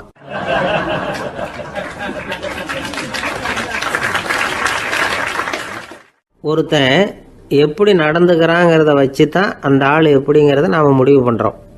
ஆளுமைன்னு சொல்கிறோம்ல, அதுக்கு சூழ்நிலைகளை ஆளுகின்ற தன்மை அப்படின்னு விளக்கம் கொடுக்குறார் ஒரு உளவியல் நிபுணர். சரி, ஒரு மனிதனுடைய ஆளுமையை உருவாக்குகிற விஷயங்கள் என்னென்ன? பிறப்பு, வளர்க்கப்பட்ட விதம், படிப்பு, நண்பர்கள், சமுதாயம், இப்படி நிறைய உண்டு. ஆளுமையின் அடிப்படையில் சில மனநோய்கள் உண்டாகுது. அதெல்லாம் என்னென்னங்கிறத தெரிஞ்சு வச்சுக்கிட்டோம்னா நம்ம கூட இருக்கிறவங்கள அடையாளம் கண்டுபிடிக்கிறதுக்கு அது ரொம்ப உபயோகமாக இருக்கும். ஃப்ரெனாய்டு ஆளுமை அப்படின்னு ஒன்று. இந்த கோளாறு உள்ளவங்க எப்படி இருப்பாங்க தெரியுமா? அதிக உணர்ச்சி, சந்தேகம், பொறாமை இதெல்லாம் அதிகமாக இருக்கும். வளைஞ்சு கொடுக்க மாட்டாங்க. அடுத்தவங்களோட இணக்கமான உறவு இருக்காது. அவங்க செய்கிற தப்புக்கெல்லாம் அடுத்தவங்களை குறை சொல்லிகிட்டு இருப்பாங்க. இது ஒரு ரகம். அடுத்தது ஸ்கிசாய்டு ஆளுமை அப்படின்னு சொல்கிறாங்க. இந்த கோளாறு உள்ளவங்க அடுத்தவங்களோட பழக கூச்சப்படுவாங்க. சின்ன வயசுலேயே இது ஆரம்பமாயிடுது. பகல் கனவுலேயே சஞ்சரிப்பாங்க. அவங்களுடைய விரோதம், கோபம் இதை கூட வெளியில் காட்டிக்க முடியாமல் இருப்பாங்க. இவங்களுக்கு அகமுகம், பிரச்சனைகள்லேருந்து ஒதுங்கி எதுலேயும் ஈடுபாடு இல்லாதவங்களாக இருப்பாங்க. இப்படி ஒரு ரகம். அடுத்தது சைக்ளோதமிக் ஆளுமை அப்படின்னு சொல்கிறாங்க. அது என்னென்னா உணர்ச்சிகளில் ஏற்றத்தாழ்வு அதிகமாக இருக்குமா. சில சமயம் பார்த்தா மகிழ்ச்சியாக இருப்பாங்க, சில சமயம் சோகமாக உட்காந்துருப்பாங்க. அவங்க மனநிலைக்கு தகுந்த மாதிரி சமூக நிகழ்ச்சிகளில் பங்கெடுத்துக்குவாங்க. இன்னொரு வகை என்னென்னா எண்ணப்பீடிகை ஆளுமை அப்படின்னு பேர் வச்சிருக்கிறாங்க. அதுக்கு இவங்களுக்கெல்லாம் கரெக்டாக இருக்கணும், எல்லாம் சட்டத்திட்டம், இதுலேயும் ஒரு ஒழுங்குமுறை, இப்படி எதிர்பார்க்குற மனோபாவம். இவங்க எதிர்பார்ப்புக்கும் வரன்முறைக்கும் மற்றவங்க கட்டுப்படணும்னு நினைப்பாங்க. இந்த நிலைமை நீடிச்சா என்ன ஆகும் தெரியுமா? அலைக்கழிக்கிற எண்ணங்கள் திரும்ப திரும்ப ஒரே செயலை செய்ய தூண்டுற மன தளர்ச்சிக்கு ஆளாயிடுறாங்க. அடுத்தது ஹிஸ்டீரியா ஆளுமை. சின்ன விஷயத்தையெல்லாம் பெருசுபடுத்தி நாடகமாக்குற நடிகர்கள் இவங்க. உணர்ச்சி அதிகம் உள்ளவங்க. இவங்க மன எழுச்சியில் பக்குவமின்மை, குழந்தைத்தனம், முதிர்ச்சியின்மை எல்லாம் இருக்கும். தன்னலம் மிக்க குணம், பிறர் தன்னை மட்டுமே கவனிக்கணும்னு நினச்சி செயல்படுறது, இதெல்லாம் இவங்க அடையாளம். அடுத்த ரகம் எப்படின்னா வளர்ச்சியற்ற ஆளுமைன்னு சொல்கிறாங்க. அடுத்தவங்களோட இணங்கி போக முடியாதவங்க, அறிவு, மன எழுச்சி, சமூக உறவு இதில் எல்லாம் போதுமான வளர்ச்சியையும் நிறைவையும் பெற முடியாதவங்க. இவங்களால வாழ்க்கையில் முன்னேற முடியாது. பிச்சைக்காரங்க, குற்றவாளிகள் இவங்ககிட்டெல்லாம் இது மாதிரியான ஆளுமை அதிகமாக இருக்குமா. அடுத்தது என்னென்னா சோர்வு உடைய ஆளுமை. எதுலேயும் உற்சாகம் இல்லாமல் சோர்ந்து போயிருப்பாங்க. அதுக்கெல்லாம் நமக்கு வலிமை இல்லைப்பா அப்படின்னு சொல்லிட்டு இருப்பாங்க. சின்ன விஷயங்களுக்கெல்லாம் அதிர்ச்சி அடையிறது, வாழ்வின் சுவையை அனுபவிக்க முடியாதவங்க. இன்னொரு ரகம், இது கொதித்தெழும் ஆளுமைங்கிறாங்க. எதுக்கு எடுத்தாலும் ஆத்திரம், குரோதம், வன் செயல் இதுலெல்லாம் ஈடுபாடு இப்படி உள்ளவங்க. நத்தை வகை ஆளுமை அப்படின்னு ஒன்று. அடுத்தவங்க மேலே விரோதம் இருக்கும், அடிக்கணுங்கிற எண்ணம் இருக்கும். ஆனால் அதை அப்படியே வெளியில் காட்டாமல் அதே சமயம் அமைதியான முறையில் வெறுப்பை வெளிக்காட்டுற ரகம். இவங்கெல்லாம் பேசாமல் கம்முன்னு இருந்துக்கிட்டே நினைச்சதை நிறைவேற்றிக்கிடுவாங்க. முன்ஜாக்கிரதை ஆளுமை அப்படின்னு ஒரு ரகமா. பாதுகாப்பின்மை, சந்தேகம், முழுமையின்மை, அறவேக்காட்டுத்தனம் இந்த மனப்போக்கு அதிகமாக இருக்கிறதுனால அகம்பாவம், புடிவாதம், எச்சரிக்கை எல்லாம் அளவுக்கு மீறி இருக்கும். இதுவரைக்கும் நாம் பேசிக்கிட்டு இருந்த ஆளுமை பண்புகள் அளவுக்கு அதிகமாக போயிட்டுதுன்னா ஆளுமை கோளாறுகள் ஏற்படும். அதன் அடிப்படையில் மனவியாதிகள் வருமா. அதனால் இணக்கமான, எல்லாரும் விரும்புகிற இயல்பான ஆளுமையை பெறுவதற்கு நாம் முயற்சி செய்யணும் அப்படிங்கிறது மனோதத்துவ நிபுணர்களுடைய ஆலோசனை. ஒருத்தர் ஒரு மனோதத்துவ டாக்டரை தேடிட்டு வந்தாராம். டாக்டர், எனக்கு மனசில் ஏதோ வியாதி, ஆளுமை கோளாறு, அதாவது எனக்கு சீக்கிரமாக செத்து போனால் தேவையில்லைன்னு தோணுது அப்படின்னாராம். உடனே அந்த டாக்டர், சரி அப்படின்னா இங்கே இருங்க, நான் வைத்தியம் பார்க்குறேன் அப்படின்னாராம்.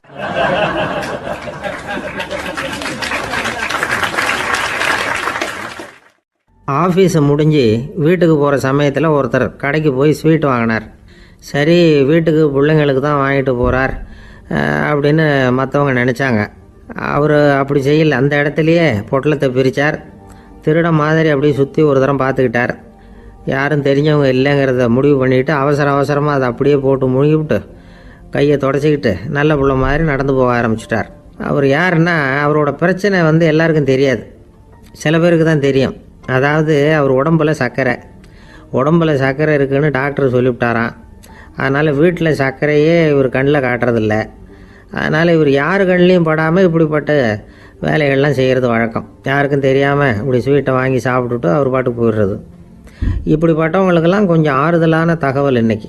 அது என்னென்னா, நாம் சாப்பிட்ற சர்க்கரைக்கும் நம்ம உடம்பில் உள்ள சில கோளாறுகளுக்கும் அப்படி என்ன தான் சம்மந்தம் இருக்குது. இதை பற்றி சமீபத்தில் சில ஆராய்ச்சிகள்லாம் நடந்திருக்குது.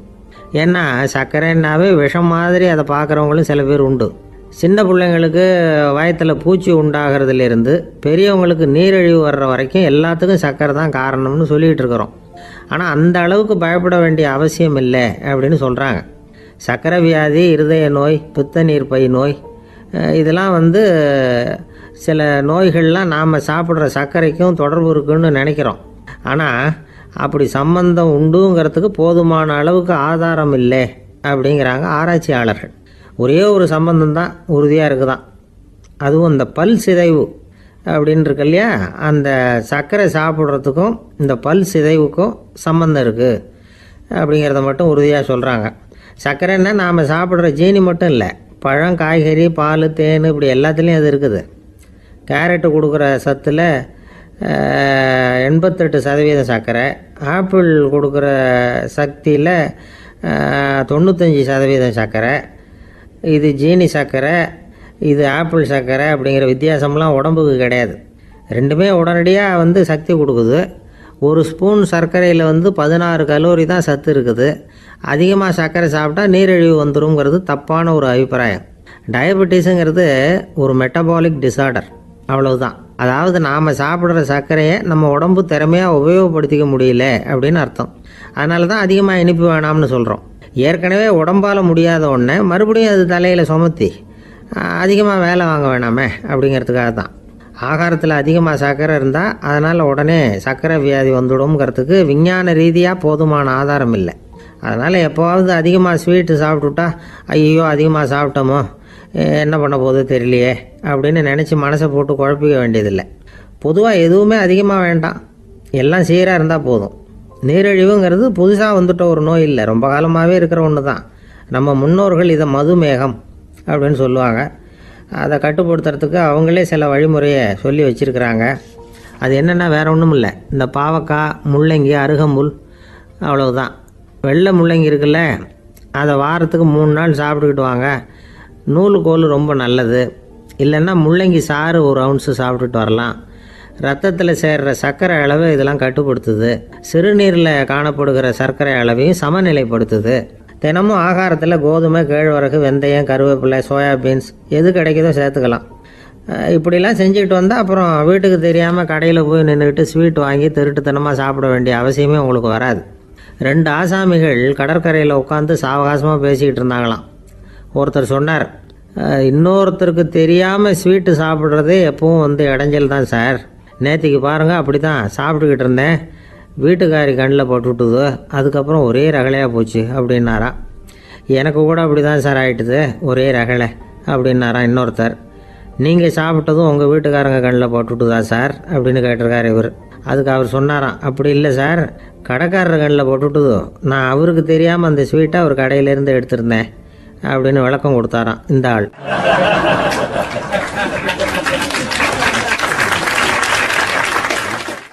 ஒருத்தர் முகத்தை தொங்க போட்டுக்கிட்டு ஒரு மாதிரியாக வந்தார். என்ன விஷயம்னு விசாரித்தேன். என்னுடைய நண்பன் ஒருத்தங்கிட்ட கருத்து வேறுபாடு, இனிமேல் நமக்குள்ளே எந்த சம்மந்தமும் வேணாம்னு நட்பை முறிச்சிட்டு வந்துட்டேன்னா. நண்பர்கள்னு இருந்தால் கருத்து வேறுபாடு வரத்தான் செய்யும்னு. கருத்து வேறுபாடு வராமல் இருக்கிறதுக்கு ஏதாவது வழி உண்டா அப்படின்னு கேட்டாங்க. அதை பற்றி நிபுணர்கள் சில யோசனைகளை சொல்லியிருக்கிறாங்கன்னு. முதல் விஷயம் என்னென்னா, உங்கள் நண்பனுக்கு ஒரு செய்தி சொல்லணும்னா அதை நீங்களே நேரடியாக சொல்லுங்கள், அல்லது உங்கள் கைப்பட கடிதம் எழுதுங்க. அதாவது நேரடி தொடர்பு முக்கியம். அதை விட்டுட்டு இன்னொருத்தர் மூலமாக நண்பர்களுக்கு செய்தி அனுப்புனா நீங்கள் சொல்கிற செய்தி அப்படியே போய் சேராது, அது சேதமாயிடும். கூட்டி குறைச்சி சொல்லிவிடுவாங்க, அது குழப்பத்தில் கொண்டாந்து விட்டுரும். இது ஒரு யோசனை. 2வது யோசனை என்னென்னா, நீங்கள் ஒரு நல்ல காரியத்தை செய்யும் பொழுது உங்கள் நண்பரையும் சேர்த்துக்குங்க, அவருக்கும் அதில் ஒரு ஈடுபாட்டை உருவாக்குங்க. 3வது யோசனை, நம்ம பக்கத்தில் இருக்கிற நண்பர் மகிழ்ச்சி அடைகிற மாதிரி ஏதாவது செய்யணும். சின்ன சின்ன செயல்களாக இருந்தாலும் பரவாயில்ல, அவர் நமக்கு எதுவும் செய்யலையே, நாம் எதுக்கு செய்யணும் அப்படின்னு நினச்சிக்கிட்டு இருக்கக்கூடாது. 4வது யோசனை என்னென்னா, உங்களுக்கு ஒரு பிரச்சனையா அல்லது உங்கள் நண்பருக்கு ஒரு பிரச்சனையா, எதுவாக இருந்தாலும் 2 பேரும் சேர்ந்து உட்காந்து ஆலோசனை பண்ணுங்கள். நம்ம யோசனையும் கேட்கப்படுதே அப்படிங்கிற நினைப்பே அவருக்கு ஒரு மன நிறைவை உண்டாக்குமா. 5வது யோசனை, உங்கள் நண்பர் ஏதோ ஒரு காரியத்தை செய்கிறார், நீங்கள் உடனே அவசரப்பட்டு நீ செய்கிறது தப்புன்னு தீர்ப்பு சொல்லக்கூடாது. அவர் அதை செய்கிறதுக்கான நியாயங்கள் எவ்வளோ இருக்கும், அதை புரிஞ்சுக்கிறதுக்கு முயற்சி பண்ணணும். 6வது யோசனை, உங்கள் நண்பர் என்ன சொன்னாலும் அதை பொறுமையாக கேளுங்க. அவர் சொல்கிறத புரிஞ்சுக்கணும், அவர் சொல்ல விரும்புகிறத புரிஞ்சுக்கணும், அவர் சொல்ல முடியாமல் தவிக்கிறதையும் புரிஞ்சுக்கணும். இப்படி 3 விதமாகவும் அவரை புரிஞ்சுக்கிட்டு அதுக்கு தகுந்த மாதிரி செயல்படணும். 7வது யோசனை என்னென்னா, உங்கள் நண்பர் உங்ககிட்ட ஏதோ ஒரு கருத்தை சொல்கிறார், அது உங்களுக்கு பிடிக்கல, அதுக்காக உடனே நீ சொல்கிறது சரியில்லை, நான் ஒத்துக்க மாட்டேன் அப்படின்லாம் மறுத்துக்கிட்டு இருக்கக்கூடாது. அவர் சொல்கிறத கேட்கணும், பொறுமையாக சிந்திக்கணும், அதுக்கப்புறம் பதில் சொல்லணும். இப்படிலாம் நடந்துக்கிட்டால் நண்பர்களுக்குள்ள கருத்து வேறுபாடு வர்றதுக்கு வாய்ப்பே இருக்காது அப்படின்னு வல்லுநர்கள் தொகுத்து சொல்லியிருக்கிறாங்க இந்த யோசனைகளை. எனக்கு தெரிஞ்ச சில நண்பர்கள் உண்டு, அவங்களுக்குள்ளேயும் கருத்து வேறுபாடுகள் வராமல் இருக்கிறதுக்கு சில நுட்பங்களை கையாளுறது உண்டு. ஒருத்தர் சொன்னார், அந்த டாக்டர் சின்ன வயசுலேருந்து என் கூட பழகினவர், நாங்கள் 2 பேரும் இணை பிரியாத நண்பர்கள். இருந்தாலும் எனக்கு உடம்பு சரியில்லைன்னா நான் அவர்கிட்ட வைத்தியம் பார்த்துக்க மாட்டேன் அப்படின்னார் ஒருத்தர். ஏன் அப்படின்னு கேட்டேன். எங்கள் நட்பு கெட்டுப்படக்கூடாது இல்லையா, அதனால தான் அப்படின்னார் இவர்.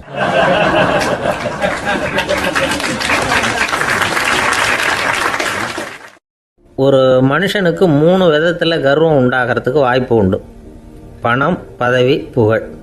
பணம் அதிகமாக வந்தால் கர்வம் வரலாம், பதவி பெருசாக வந்துட்டுதுன்னா கர்வம் வரலாம், புகழ் அதிகமாக போனாலும் கர்வம் வரலாம். இந்த 3 வகையான கர்வத்துக்கும் இடம் கொடுக்காம இருக்கிறாங்க பாருங்க, அவங்க தான் சிறந்த மனிதர்கள். ஒரு பெரிய பொறுப்பில் இருக்கிறவங்களுக்கு கர்வம் வந்துடக்கூடாது. அப்படி வந்துட்டுதுன்னா அது எல்லாருக்கும் இடைஞ்சல். ஒரு ராஜா இருந்தார். அவர் ஒரு நாள் தன்னுடைய தலைநகரத்தை சுற்றி வந்துக்கிட்டு இருந்தார். ஒரு இடத்துல ஒரு அழகான நிலத்தை பார்த்தார். ஆஹா, இந்த இடத்துல நமக்குன்னு ஒரு மாளிகையை கட்டினா எவ்வளோ நல்லாயிருக்கும் அப்படின்னு நினச்சார். ராஜா நினச்சா அது முடியாத காரியமா? சரி, இந்த நிலம் யாருக்கு சொந்தம்னு விசாரிங்க அப்படின்னார் பக்கத்தில் இருந்தவங்கக்கிட்ட. அவங்கெல்லாம் ஓடி போய் விசாரித்தாங்க. அந்த இடம் ஒரு வயசான கிழவிக்கு சொந்தம், வயசான அம்மாவுக்கு சொந்தமாக. அந்த அம்மா தான் அதில் ஒரு குடிசையை போட்டு குடியிருந்துகிட்டு இருக்கிறாங்க. சரி, அந்த நிலத்துக்கு ஒரு விலையை நிர்ணயம் பண்ணி அதை அந்த வயசான அம்மாக்கிட்ட கொடுத்துருங்கோ அப்படின்னு உத்தரவு போட்டார் ராஜா. ஆனால் அந்த அம்மா, இது எங்கள் பூர்வீக இடம், இதை விற்க மாட்டேன் அப்படின்னு சொல்லிவிட்டுது. சரி, 2 பங்கு விலை கொடுக்குறோம்னு சொல்லி பாருங்க அப்படின்னாங்க. அப்படியே சொன்னாங்க அரண்மனை ஆட்கள். அதுக்கும் சம்மதிக்கலை அந்த அம்மா. இதை கேள்விப்பட்டதும் ராஜாவுக்கு கோபம் வந்துட்டுது. தன்னுடைய ஆளுங்களை கூப்பிட்டார். போய் அந்த குடிசையை பிரித்து எறிங்க, காசெல்லாம் ஒன்றும் கொடுக்காதீங்க அப்படின்னு கத்தினார். அவ்வளோதான். அடுத்த நிமிஷம் அரண்மனை ஆசாமிகள் போனாங்க, குடிசையை பிரித்து எரிஞ்சாங்க. அந்த வயசான அம்மா இருக்கு, அதுவும் அந்த இடத்த விட்டு துரத்தி விட்டாங்க. அந்த இடத்துல ஒரு அரச மாளிகையை கட்டி முடிச்சிட்டாங்க. அந்த வயசான அம்மா பாவம், ராஜாவே இப்படி பண்ணால் யார்கிட்ட போய் முறையிட முடியும்? ஒரு ஞானி இருந்தார், அவர்கிட்ட போய் சொன்னாங்க. அவர் இவங்க சொன்னதை கேட்டு மனசில் வச்சுக்கிட்டார். ஒரு நாள் அந்த ராஜாவே இந்த ஞானியை கூப்பிட்டார். புதுசாக ஒரு மாளிகை கட்டியிருக்கிறேன், வந்து பாருங்கன்னு. சரின்னு சொல்லி இந்த பெரியவர் ஒரு நாள் இந்த மாளிகைக்கு போனார். சும்மா போகல, ஒரு கழுதையையும் ஓட்டிகிட்டு போனார். கொஞ்சம் சாக்குகள், வெத்து சாக்கு, அதையும் எடுத்து கழுதை முதுகில் போட்டு கழுதையை ஓட்டிகிட்டு போகிறார். ராஜா பார்த்தார். அவருக்கு இது ஆச்சரியமாக இருந்தது. என்ன இது, மாளிகைக்கு வந்துட்டு போங்கன்னு கூப்பிட்டா கழுதை சாக்கு இதெல்லாம் கொண்டு வராரு, ஒன்றும் புரியலையேன்னு நினச்சார். எதுக்காக இதெல்லாம்னு கேட்டார். அரசருடைய தோட்டத்திலேருந்து கொஞ்சம் மண் எடுத்துகிட்டு போகிறதுக்கு ஆசைப்பட்றேன், அதுக்கு நீங்கள் அனுமதி கொடுக்கணும் அப்படின்னாரு இவர். இது என்ன வேடிக்கையான கோரிக்கையாக இருக்குது அப்படின்னு நினச்சார் ராஜா. இருந்தாலும் மண் தானே கேட்குறாரு, எடுத்துகிட்டு போகட்டுமே அப்படின்னு நினச்சார். சரின்னு அனுமதி கொடுத்தார். அந்த பெரியவர் தோட்டத்துக்கு போனார், மண்ணை வெட்டினார், சாக்கில் போட்டு நிரப்புனார். ராஜாவை கொஞ்சம் கிட்ட வாங்கன்னு கூப்பிட்டார். இந்த மண் மூட்டையை தூக்கி கழுதையோட முதுகில் வைக்கணும், கொஞ்சம் உதவி பண்ணுங்கன்னார். ஓ, பண்ணுறேனே அப்படின்னு சொல்லி ராஜா கிட்ட போனார். மூட்டையை தூக்கி பார்க்குறாரு, முடியல, திணறி போயிட்டார். இப்போ அந்த ஞானி பேசினாராம். அரசே, இந்த ஒரு சாக்கு மண்ணையே உங்களால் தூக்க முடியல, அந்த கிழவிகிட்ட இருந்து அந்த அக்கிரமமாக அபகரித்த இந்த தோட்டம் பூராவையும் சுமக்கணும்னு ஆசைப்படுறீங்களே, அது உங்களால் முடியுமா அப்படின்னு கேட்டாராம். ராஜா யோசனை பண்ண ஆரம்பித்தார். தன்னுடைய செயலுக்காக வருத்தப்பட்டாராம். அந்த வயசான அம்மாவை உடனடியாக வரவழைச்சார். தாயே, தப்பு பண்ணிட்டேன், என்னை மன்னிச்சுக்குங்க, இன்னையிலேருந்து இந்த மாளிகையும் தோட்டமும் உங்களுக்கு தான் சொந்தம் அப்படின்னு சொல்லிவிட்டாராம். போகிறப்ப இந்த உலகத்திலேருந்து எண்ணத்தை எடுத்துகிட்டு போக போகிறோம், அதனால் ரொம்பவும் அலட்டிக்க வேண்டியதில்லை, கர்வப்பட வேண்டியதில்லை அப்படிங்கிறது ஒரு பெரிய உபதேசம். ஒரு பெரிய மனுஷன் சாக கிடந்தார், ரொம்பவும் அழுதார். ஏன் அழறீங்க அப்படின்னு கேட்டாங்க சுற்றி இருந்தவங்க.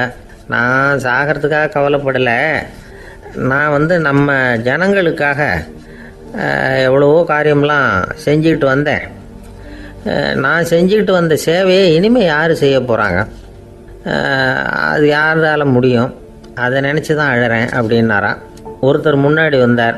அதுக்காக நீங்கள் கவலைப்படாதீங்க, உங்கள் சேவையை தொடர்ந்து செய்கிறதுக்கு என்ன மாதிரி இளைஞர் பட்டாலும் தயாராக இருக்குது, இருந்தாலும் எங்கள் கவலை என்னென்னா அப்படின்னு இழுத்தார். என்ன சொல்லுங்கன்னு கேட்டார் அவர். நீங்கள் இது வரைக்கும் என்ன சேவை செஞ்சுக்கிட்டு வந்தீங்க, அதுதான் எங்களுக்கு இன்னமும் புரியாத புதிராக இருக்குது அப்படின்னாராம் அவர்.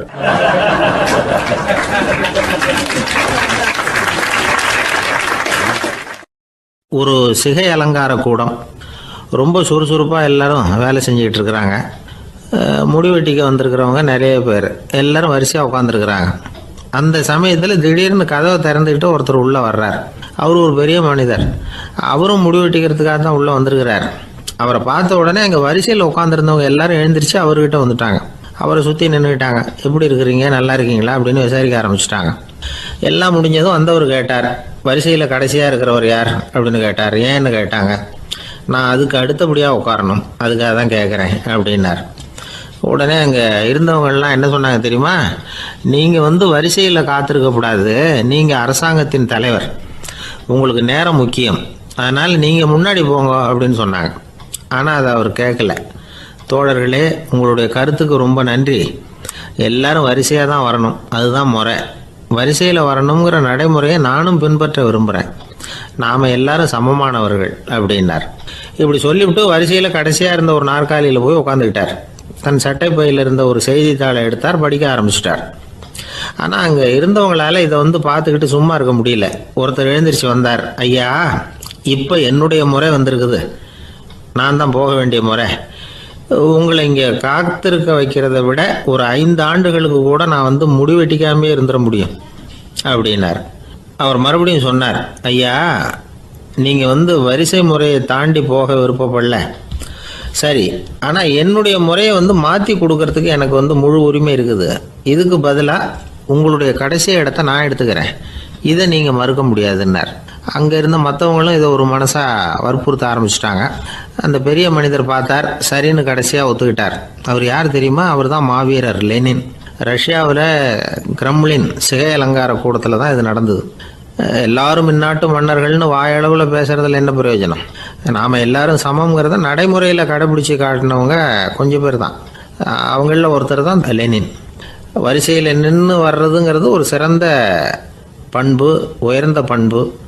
இன்றைக்கி பல இடங்களில் அது நமக்கு தேவைப்படுது. ஒரு ரேஷன் கடை வாசல், கடை திறக்கிறதுக்கு முன்னாடியே எல்லாரும் வரிசையில் நின்றுட்டாங்க. கடைசியாக வந்த ஒருத்தர் க்யூவில் முன்னாடி போகிறதுக்கு முயற்சி பண்ணுறார். ஏற்கனவே நின்றுட்டு இருக்கிறவங்க அவரை முன்னாடி போகிறதுக்கு விட மாட்டேங்கிறாங்க. கடைசியாக போய் நில்லையா அப்படின்னு எல்லாரும் கத்துறாங்க. அது அவர் காதில் வாங்கலை. முண்டி அடிச்சுக்கிட்டு முன்னாடி போகிறதுக்கே முயற்சி பண்ணிகிட்டு இருக்கிறார். எல்லாரும் சேர்ந்து அவரை வலுக்கட்டாயமாக இழுத்து கொண்டாந்து பின்னாடி கொண்டு போய் நிறுத்திவிட்டு சொன்னாங்க, இதை பாருப்பா, நாங்கள் இருக்கிற வரைக்கும் நீங்கள் முன்னாடி போய் எதையும் வாங்க முடியாது, தெரிஞ்சுக்கோ அப்படின்னாங்க. இப்போ அந்த ஆள் சொன்னாராம், நான் இங்கே பின்னாடி நிற்கிற வரைக்கும் நீங்களும் எதுவும் வாங்க முடியாது அப்படின்னாராம். ஏன்னு கேட்டிருக்கிறாங்க. நான் தான் அந்த கடையை திறக்க வேண்டிய ஆள் அப்படின்னா.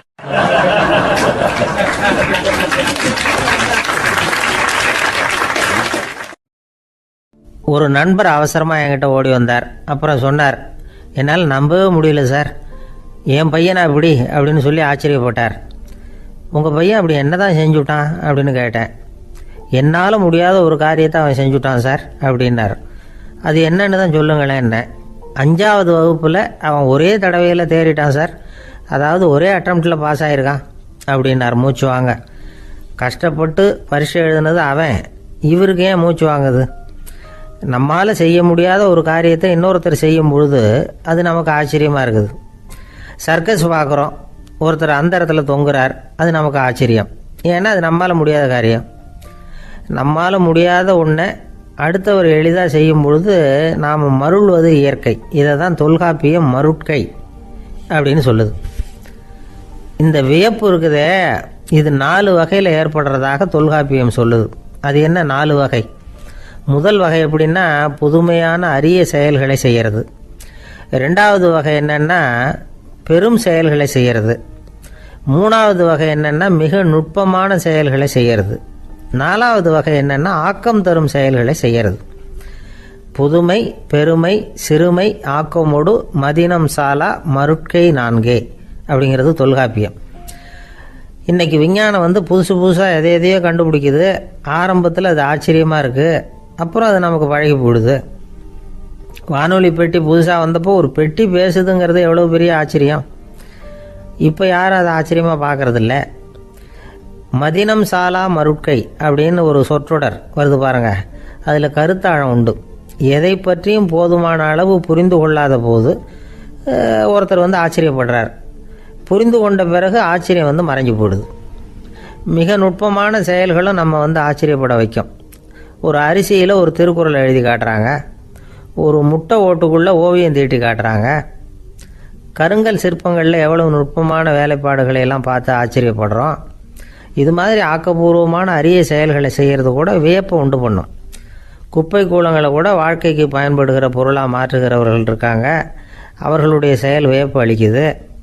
இடைக்காட்டு சித்தர் பாடின 30 நூலில் வர்ற ஒரு பாடல், ஆற்றல் பிறர் அறிதலின் அகம் கிளர்வு உறுதலின் கற்று அறி பாணர் கழுமிய கோடலின் தோற்றம் உருகவே போற்றல் சால் வியப்பே. ஒருத்தருடைய ஆற்றல் தெரியாமல் இருந்தது, அவருடைய அரிய செயலை பார்க்கும் பொழுது வியப்பாக இருந்தது, மனசுக்குள்ள கிளர்ச்சி. பாவலர்கள் இவர்களுடைய புகழை பாடி மற்றவர்களும் தெரிந்து கொள்ளுமாறு செய்கிறார்கள் அப்படிங்கிறது தான் ஒரு யதார்த்தமான உண்மை. ஆக எல்லா வகையிலும் மக்கள் தங்களுடைய வாழ்க்கையில் முன்னேறுவதற்கான வழிகாட்டுகிற ஒரு மெய்ப்பாடு தான் வியப்புங்கிறது. இந்த காலத்தில் நம்ம எப்படியெல்லாம் ஆச்சரியப்பட வைக்கிறாங்க. ஒரு ஆளை பிடிச்சி ஜெயிலில் கொண்டு வந்தாங்க. ஜெயில் அதிகாரி அவனை ரொம்ப ஆச்சரியமாக பார்த்தாரான். இவன் கேட்டான், ஏன் சார் அப்படி பார்க்குறீங்க, நான் இப்போ இங்கே வர்றது உங்களுக்கு ஆச்சரியமாக இருக்குதா அப்படின்னு கேட்டிருக்கான். இதுக்கு ஜெயில் அதிகாரி சொல்லியிருக்கார், நீ இப்போ இங்கே வந்ததில் எனக்கு ஒன்றும் ஆச்சரியம் இல்லைப்பா, ஏற்கனவே நீ இங்கேருந்து விடுதலையாகி போய் 6 மாதம் ஆச்சு, இவ்வளவு லேட்டாக வர்றியே அதுதான் எனக்கு ஆச்சரியமாக இருக்குது அப்படின்னாராம்.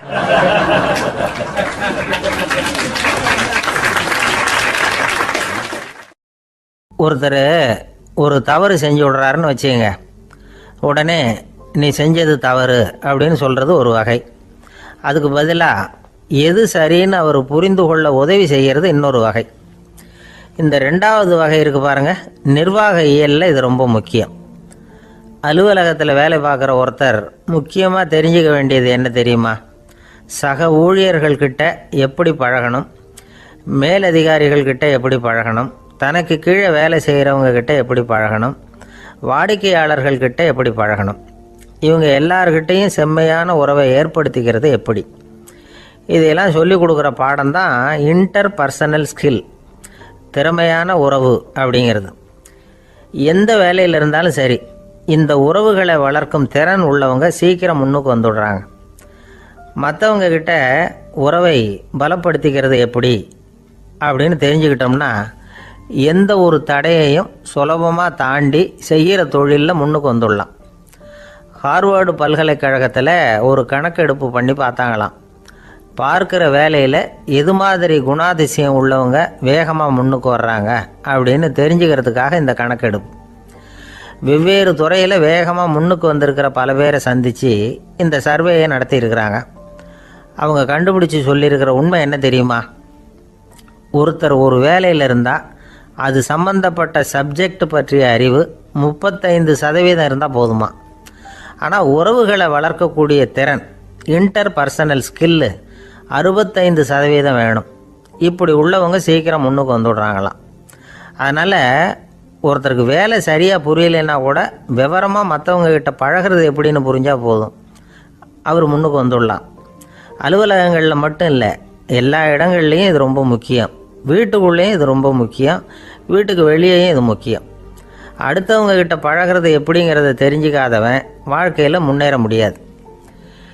இன்றைக்கி ஆயுதங்களால் காயப்படுத்தி கொள்ளுகிறவர்களை விட வார்த்தைகளால் காயப்படுத்தி கொள்ளுகிறவர்கள் தான் அதிகம். பெரியவங்க என்ன சொல்கிறாங்க தெரியுமா? நீங்கள் இந்த பூமியில் பிறந்ததன் அர்த்தம் பூர்த்தி ஆகணும்னா அடுத்தவங்களுக்கு உதவி பண்ணுங்க. அடுத்தவங்களுக்கு உதவி செய்ய முடியாவிட்டால் கூட பரவாயில்லை, ஆனால் யாரையும் புண்படுத்தி விடாதீங்க அப்படின்னு சொல்கிறாங்க. எனக்கு தெரிஞ்ச ஒருத்தர் ஒரு அலுவலகத்தில் வேலை பார்க்குறார். அவர் சொல்லுவார், எனக்கு இந்த இன்டர் பர்சனல் ஸ்கில் ரொம்ப அதிகம் சார், சக ஊழியர்கள்கிட்ட ரொம்ப சுமூகமாக நடந்துக்குவேன். என் கூட வேலை பார்க்குற ஒருத்தருக்கு ஏதாவது ஒரு கஷ்டம்னா அந்த சமயத்தில் அவர் செய்ய வேண்டிய வேலையை நான் செஞ்சிருவேன் சார் அப்படிம்பார். நான் அவர்கிட்ட சமீபத்தில் அப்படி ஏதாவது செஞ்சுருக்கீங்களா அப்படின்னு கேட்டேன். செஞ்சுருக்கேன் சார். போன வாரம் புதன்கிழமை ஆஃபீஸில் என் பக்கத்து சீட்டுக்காரருக்கு வயிற்று வலி, உடனே நான் மெடிக்கல் லீவ் போட்டுவிட்டு எங்கள் வீட்டுக்கு போயிட்டேன் சார் அப்படின்னார்.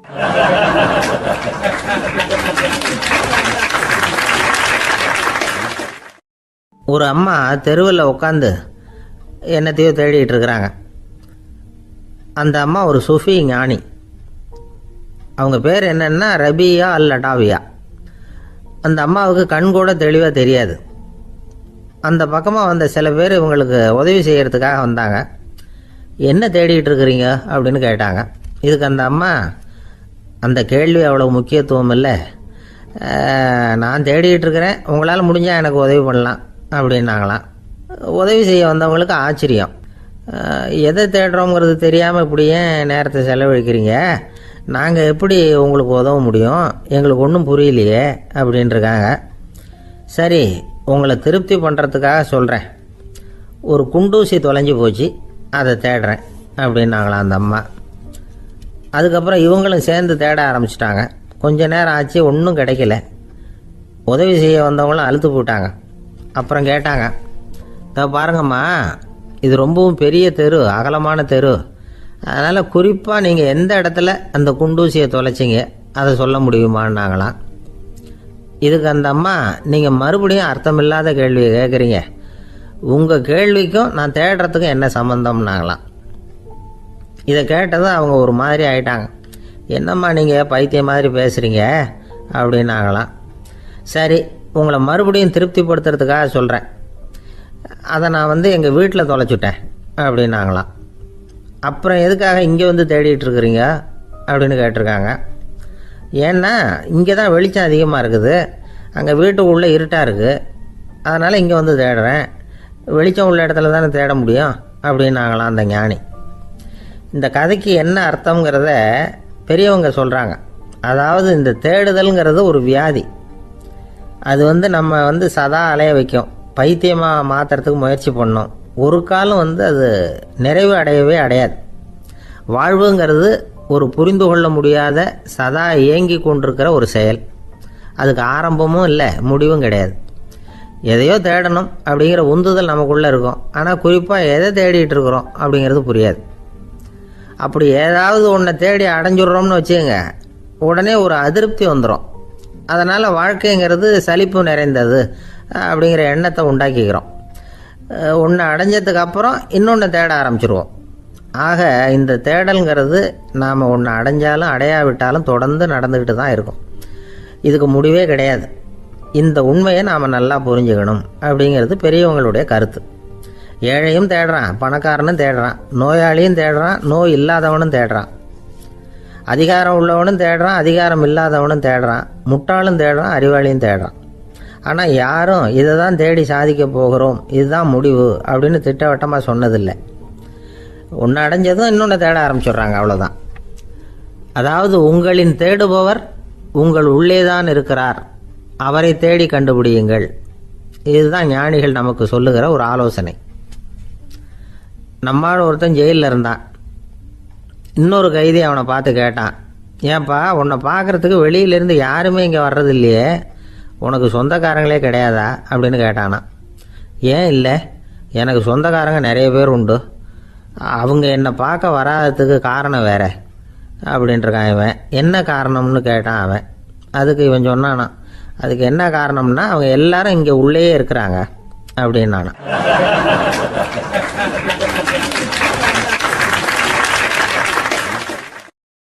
ஒரு சீன தேசத்து அரசர் இருந்தார். அவருக்கு வயசாயிட்டுது. அவருக்கு அடுத்தபடியாக அவருடைய புள்ள பட்டத்துக்கு வரணும், ஆட்சி பொறுப்பை ஏற்றுக்கணும். ஒரு நல்ல தலைவனுக்கு இருக்க வேண்டிய பண்புகள்லாம் தன்னுடைய மகனுக்கு இருக்கணும்னு விரும்பினார் அந்த அரசர். அதனால் இளவரசனை பக்கத்தில் இருந்த ஒரு குரு கிட்ட அனுப்புனார். இளவரசன் அவர்கிட்ட போய் சேர்ந்தான். அந்த குரு என்ன பண்ணார் தெரியுமா, இவனை பார்த்து சொன்னார், இதை பாருப்பா, நீ என்ன பண்ணுற, இப்போவே பக்கத்தில் இருக்கிற காட்டுக்கு போ, நடு காட்டில் போய் ஒரு இடத்துல உட்காந்துக்கோ, அங்கே என்னென்ன சத்தம்லாம் உன் காதில் விழுதுன்னு கவனித்து கேளு, உன் காதில் விழுந்த ஓசைகள் என்னென்னங்கிறத என்கிட்ட சொல்லு, அதுதான் எனக்கு தெரியணும், உனக்கு வேலையும் அதுதான் அப்படின்னு சொல்லி அனுப்பி வச்சுட்டார். இளவரசன் காட்டுக்கு போனான். குரு சொன்னபடியே ஒரு இடத்துல உட்காந்து கவனித்து கேட்டான். அதுக்கப்புறம் குருக்கிட்ட திரும்பி வந்தான். என்னென்ன சத்தம்லாம் கேட்ட அப்படின்னு கேட்டார் குரு. குருவே, காட்டில் நான் பறவைகள் சத்தம்லாம் கேட்டேன், மிருகங்களின் ஓசையையும் கேட்டேன், இதை தவிர இடி மின்னல் மழை இதுகளோட சத்தத்தையும் கேட்டேன் அப்படின்னா. குரு யோசனை பண்ணார், நீ இன்னமும் சரியாக கேட்கல, அதனால் மறுபடியும் காட்டுக்கு போ, கொஞ்ச நாள் தங்கியிருந்து கேட்டுட்டு வா அப்படின்னார். இளவரசனுக்கு ஒன்றும் புரியல. இருந்தாலும் குருவின் கட்டளையாச்சே, மறுக்க முடியுமா? உடனே அவன் மறுபடியும் காட்டுக்கு போனான். ஒரு இடத்துல உட்காந்தான். கொஞ்ச நேரம் உன்னிப்பாக கவனித்து கேட்டான்.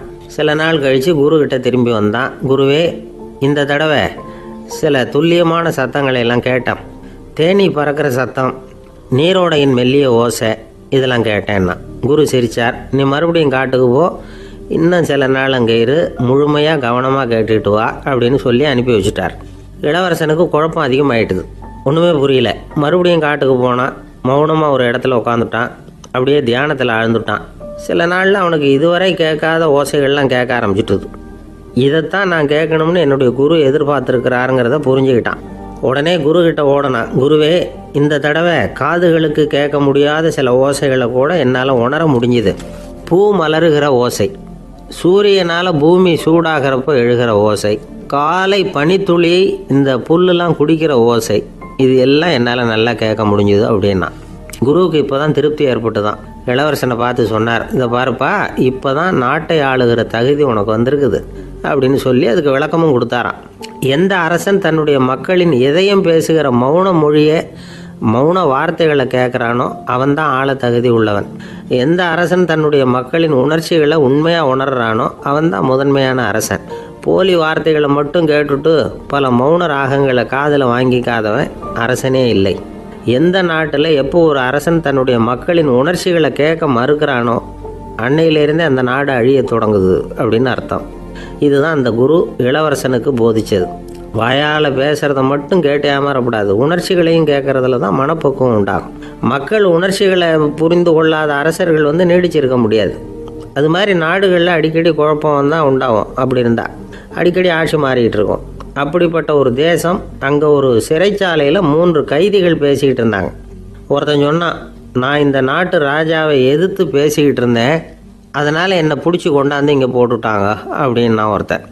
இன்னொருத்தன் சொன்னான், நான் இந்த நாட்டு ராஜாவை ஆதரித்து பேசிக்கிட்டு இருந்தேன், அதனால் என்னை பிடிச்சி கொண்டாந்து இங்கே தள்ளிவிட்டாங்க அப்படின்னா.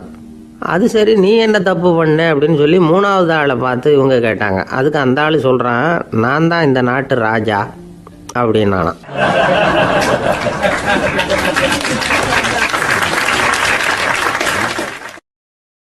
ஒரு ஆசாமி வேகமாக ஓடிக்கிட்டு இருந்தான். ஏன் இப்படி ஓடுறேன்னு கேட்டார் இன்னொருத்தர். அங்கே ஒரு ஆள் அடிபட்டு கிடக்கிறான், அதை பார்த்தேன், உடனே ஓடுறேன்னா. எங்கேன்னு கேட்டார். ஆஸ்பத்திரிக்குன்னா. ஒரு ஆள் அடிபட்டு கிடக்கிறத பார்த்தா உடனடியாக நாம் செய்ய வேண்டியது முதல் உதவி, அதுக்கப்புறம் தான் ஆஸ்பத்திரி. இன்றைக்கி விபத்துங்கிறது சர்வசாதாரணமாக நடந்துக்கிட்டு இருக்குது. வாகன விபத்து, வெடிகுண்டு விபத்து, தீ விபத்து, கட்டடம் சரியறது, பூகம்பம், இப்படி நிறைய நடக்குது. ஒரு விபத்தை பார்த்துட்டா நம்மளில் பல பேர் நமக்கு என்னத்துக்கு வம்புன்னு ஒதுங்கி போயிடுறதும் உண்டு. சில பேர் துணிஞ்சு கிட்ட போய் உதவி செய்கிறதும் உண்டு. அப்படி உதவி செய்ய நினைக்கிறவங்களுக்கு உபயோகப்படுற தகவல் இது. விபத்தில் காயமடைஞ்சவங்களை 3 பிரிவாக பிரிக்கலாமா. முதல் வகை கொஞ்சம் சீரியஸானது, உயிருக்கு உடனே ஆபத்து தரக்கூடியது. மூளை காயம், முகம், கழுத்து காயங்கள், இருதயம், நுரையீரல் காயங்கள், வயத்தில் உள்ளுறுப்பு காயங்கள், அதிகப்படியான இரத்தப்போக்கு, இதனால எல்லாம் பாதிக்கப்பட்டிருந்தால் அது முதல் வகை அப்படின்னு நாமளே மனசுக்குள்ளே முடிவு பண்ணிக்கணும். இவங்களுக்கெல்லாம் உடனடியாக முதல் உதவி கொடுக்கணும். தாமதப்படுத்தாமல் ஆஸ்பத்திரிக்கு கொண்டுகிட்டு போயிடணும். இப்படி கொஞ்சம் எச்சரிக்கையாக நடந்துக்கிட்டால் அவங்களில் பல பேரை காப்பாற்றி போடலாம். 2வது வகை எப்படின்னா, முதல் உதவி விரைவாக கிடைச்சா உயிர் பிழைக்கக்கூடிய மார்பு காயங்கள், கைகால் எலும்பு முறிவு, இடுப்பு முதுகெலும்பு காயம், சீரான இரத்த சேதம், இப்படிப்பட்டவங்களை 2வது வகையாக பிரிக்கணும். ஆபத்து இல்லாத சிராய்ப்புகள், சிறு காயங்கள், இரத்த உறைவுகள், இதனால் பாதிக்கப்படுறவங்க 3வது வகை. ஒருத்தர் தலையில் அடிபட்டு நினைவு விழுந்துட்டாருன்னு வச்சுங்க, அவருக்கு வாந்தி வர்றதுனால புறையேறி மூச்சு அடைப்பு உண்டாகும். இப்படி ஆகாமல் இருக்கிறதுக்காக தலையை ஒரு பக்கமாக சாய்ச்சி வைக்கலாம். நாடி துடிப்பையும் இதய துடிப்பையும் தொட்டு பார்க்கணும். அது குறைஞ்சிருந்தாலும் சரி, நின்று இருந்தாலும் சரி, அவர் மார்பை நிமிஷத்துக்கு 80 தடவை உள்ளங்கையால் அழுத்தி இதய துடிப்பை மீட்கிறதுக்கு உதவி பண்ணணும். கழுத்தில் காயம்பட்டாலும் ஆபத்து அதிகம். கழுத்துக்கு அடியில் ஒரு துண்டை மடித்து வைக்கலாம். 2 பக்கமும் சின்ன தலையணை அல்லது துணி மடிப்புகளை வச்சு கழுத்தை அதிகமாக அசையாமல் பார்த்துக்கலாம். முதுகெலும்பு முறிஞ்சிருக்குமோ அப்படிங்கிற சந்தேகம் இருந்ததுன்னா அவரை அதிகமாக அசைய விடக்கூடாது. அதிகமாக அசைஞ்சால் தண்டு இடத்துல பாதிப்பு ஏற்பட்டு கைகால் விளங்காமல் போயிடும். அவரை ஒரு கனமான போர்வை இல்லைன்னா பாயில் படுக்க வச்சு 4 பேர் மெதுவாக தூக்கி மருத்துவ உதவிக்கு அனுப்பி வைக்கலாம். கையெலும்பு முறிஞ்சிருந்தால் முறிஞ்ச பாகத்தை உடம்போடு சேர்த்து அசையாமல் கட்டி போடலாம். கால் எலும்பு முறிஞ்சிருந்தால் மற்ற காலோடு சேர்த்து கட்டி போடலாம். முறிஞ்ச பாகம் தொங்காமல் பார்த்துக்கணும், அப்போ தான் வீக்கம் உண்டாகாமல் இருக்கும். வெட்டு காயம், குண்டடிப்பட்ட காயம், இதிலெல்லாம் ரத்தப்போக்கு அதிகமாக இருக்கும். ரத்தம் வெளியேற ஆபத்து அதிகம். சுத்தமான துணியை பல மடிப்புகளை மடித்து காயத்தின் மேலே வச்சு அழுத்தமாக ஒரு 10 நிமிஷம் பிடிச்சிக்கணும். ரத்தம் நின்ன உடனே காயத்துக்கு கட்டு போடலாம். சில சமயம் காயம்பட்ட பாகத்தை உயரமாக தூக்கி பிடிச்சிக்கிட்டா தான் ரத்த கசிவு நிற்கும். இந்த விவரங்களையெல்லாம் கொஞ்சம் மனசில் வாங்கி வச்சுக்கிட்டோம்னா சமயத்தில் உதவும். ஏன்னா இந்த காலத்தில் விபத்து எந்த ரூபத்தில் எப்போ வரும்னு யூகிக்கவே முடியல. நண்பர் ஒருத்தர் சொன்னார், நேற்றுக்கு பாருங்கள் சார், என் கண்ணு முன்னாடியே ஒரு சின்ன விபத்து நடந்ததுன்னார். என்னன்னு விசாரித்தோம். ஒரு பஸ்ஸில் வந்துக்கிட்டு இருந்தேன். அந்த பஸ்ஸில் பின்பக்கம் படி ஓரமாக நின்றுக்கிட்டு இருந்த ஒருத்தர் ரோட்டில் விழுந்துட்டார். டிரைவர் அதை கவனிக்கலை, நிறுத்தாமல் அவர் பாட்டுக்கு போகிறாருனார். கண்டக்டர் உடனே விசில் கொடுத்து பஸ்ஸை நிறுத்த வேண்டியது தானே அப்படின்னோம். அதுதான் சார் முடியாமல் போச்சுன்னார் அவர். ஏன்னு கேட்டாங்க. தவறி கீழே விழுந்ததே அந்த கண்டக்டர் தான் சார் அப்படிங்கிறார்.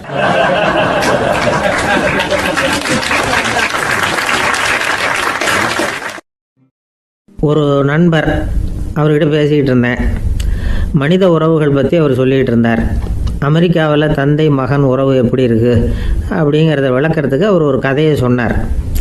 ஒரு அப்பா பகல் பூராவும் அலுவலகத்தில் வேலை, ஓடி ஆடி உழைச்சிக்கிட்டு களைச்சி போய் ராத்திரி 10 மணிக்கு மேலே வீடு திரும்பினான். வீட்டு வாசலில் அவரோட மகன் காத்துக்கிட்டு இருக்கிறான். இன்னமும் தூங்கலை. அப்பா வாசல்லையே தடுத்து நிறுத்தி, அப்பா உனக்கு சம்பளம் எவ்வளவு அப்படின்னு கேட்குறான். ஏற்கனவே ஆஃபீஸ் பிரச்சனைகளால் அழுத்து போய் திரும்புகிற அப்பாவுக்கு கோவம் வந்துடுது. என்னடா இப்படிலாம் கேளுன்னு உங்கள் அம்மா உனக்கு சொல்லி கொடுத்தாளா அப்படின்னு சொல்லிவிட்டு உள்ளே போய் சட்டையை கட்டி மாட்டி விட்டு குளிச்சு விட்டு மறுபடியும் வெளியில் உடையை மாற்றுகிற சமயம் அப்போ மறுபடியும் மகன் உள்ளே நிற்கிறான் அவர் முன்னாடியே. அப்பா உனக்கு எவ்வளவு சம்பளங்கிறான் மறுபடியும். அப்பாவுக்கு எரிச்சல் அதிகமாகிட்டுது. மணிக்கு $20 போதுமா அப்படின்னார். அப்படின்னா எனக்கு ஒரு $10 தர முடியுமான்னா மகன். இதுக்கு தான் என் சம்பளம் எவ்வளவுன்னு கேட்டியா? 2ஆம் வகுப்பு படிக்கிற உனக்கு எதுக்குடா $10 அப்படின்னு கத்திவிட்டு தொலைக்காட்சி பெட்டியின் முன்னாடி போய் உட்காந்துக்கிட்டு ஏதோ நிகழ்ச்சியை பார்க்க ஆரம்பிச்சிட்டார். கொஞ்ச நேரம் கழித்து மறுபடியும் மகன் நிற்கிறான். அப்பா ப்ளீஸ் எனக்கு ஒரு $10 கொடுக்க முடியுமா? மகனுடைய கண்களில் கண்ணீர். என்னடா அவன் கண்ணீரை காட்டி காரியம் சாதிக்கலாம்னு பார்க்குறியா? ஒரு காசு கூட கொடுக்க மாட்டான் போ அப்படின்னு விரட்டி விட்டான். மகன் கண்ணீரை தொடச்சிக்கிட்டே கண்ணை தொடச்சிக்கிட்டு பேசாமல் போய் படுத்துக்கிட்டானா. கொஞ்ச நேரம் ஆச்சு. அப்பாவோட கோபம் கொஞ்சம் கொஞ்சமாக குறைஞ்சிது. பிள்ளைகிட்ட கோபமாக கத்துனது தப்பு தாங்கிறது புரிஞ்சுது அவனுக்கு. எழுந்திரிச்சு போனான், படுக்கை இறக்கி போனான். மகனை பார்த்தான். அவன் தலையணையை கட்டி பிடிச்சிக்கிட்டு அழுதுகிட்டு இருக்கிறான். அவனை மெல்ல நெருங்கி அவங்ககிட்ட எதமாக பேசுகிறதுக்கு ஆரம்பித்தானான். எதுக்குடா உனக்கு $10 பள்ளிக்கூடத்தில் கேட்டாங்களா அப்படின்னு கேட்டானான். மகன் சொல்லியிருக்கான், இல்லை டாடி, உனக்கு 1 மணி நேரம் சம்பளம் $20ன்னு சொன்னேன். நீ ஏற்கனவே எனக்கு கொடுத்த பாக்கெட் மணி $10 என்கிட்ட இருக்குது. இப்போ நீ இன்னொரு $10 கொடுத்தீங்கன்னா அதையும் சேர்த்து $20 ஆகிடும். அந்த $20 நான் உனக்கு கொடுத்துருவேன். அப்படி கொடுத்தா நீ என் கூட 1 மணி நேரம் செலவழிப்ப இல்லையா? அதுக்காக தான் $10 கேட்டேன் அப்படின்னு சொன்னானான். அந்த அப்பா கண்ணு கலங்கி போச்சான். ஆதரவோடு தன்னுடைய மகனை கட்டி பிடிச்சி அழ ஆரம்பிச்சிட்டாராம். இதுதான் நண்பர் சொன்ன கதை. அமெரிக்கா மட்டும் இல்லை, உலகம் பூராவும் இன்றைக்கி மனித உறவுகள் இப்படி தான் மாறிட்டு இருக்கு. பெரியவர்கள் அறிவுரை என்ன தெரியுமா? உங்கள் குழந்தைகளிடமிருந்து குழந்தை பருவத்தை பிரித்து விடாதீர்கள் அப்படிங்கிறது தான். அதாவது இன்றைய குழந்தைகள் தங்கள் பிருந்தாவனத்தை இழந்து விடுகிறார்கள் அப்படிங்கிறது அவங்களுடைய கருத்து. இந்த நிலைக்கு நாம் காரணமாக இருந்துடக்கூடாது. குழந்தைகளோட விளையாடுவோம், குடும்பத்தோடு உறவாடுவோம் அப்படிங்கிறது தான் நம்முடைய நோக்கமாக இருக்கணும். இன்றைய உறவு முறைக்கு இன்னொரு உதாரணம் சொல்லுவாங்க. ஒருத்தர் வந்தாராம். அவர் பக்கத்தில் ஒரு சின்ன பையன். நாம் அவரை விசாரிக்கிறோம், யார் இந்த பையன் அப்படின்னா அவர் சொல்கிறார், இவன் எனக்கு தூரத்து உறவு அப்படின்னாராம். இந்த தூரத்து உறவுன்னா எப்படின்னு இருக்கான். இதுக்கு அவன் சொல்லியிருக்கிறான், இவன் எங்கள் அப்பாவுக்கு 8வது புள்ள அப்படின்னானான்.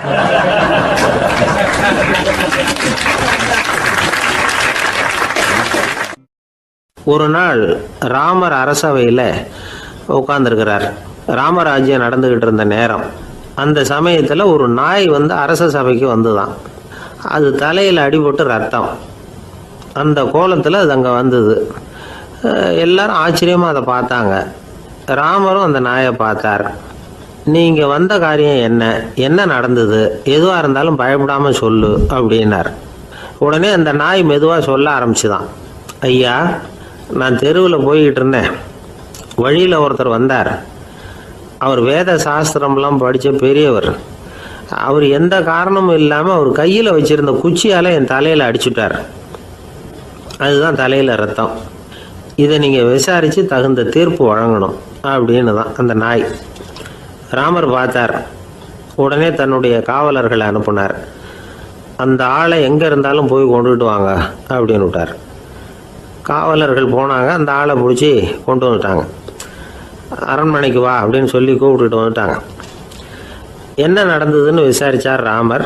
அதுக்கு அந்த ஆள் சொன்னார், நான் வீதி வழியாக வந்துக்கிட்டு இருந்தேன். குறுக்க இந்த நாய் வந்தது. நான் அவசரமாக போய்கிட்டு இருந்தேன். இது எனக்கு வழி விடாமல் குறுக்க பூந்து இடைஞ்சல் பண்ணிச்சு. எனக்கு கோபம் வந்துட்டுது. அதனால் அடிச்சுட்டேன்.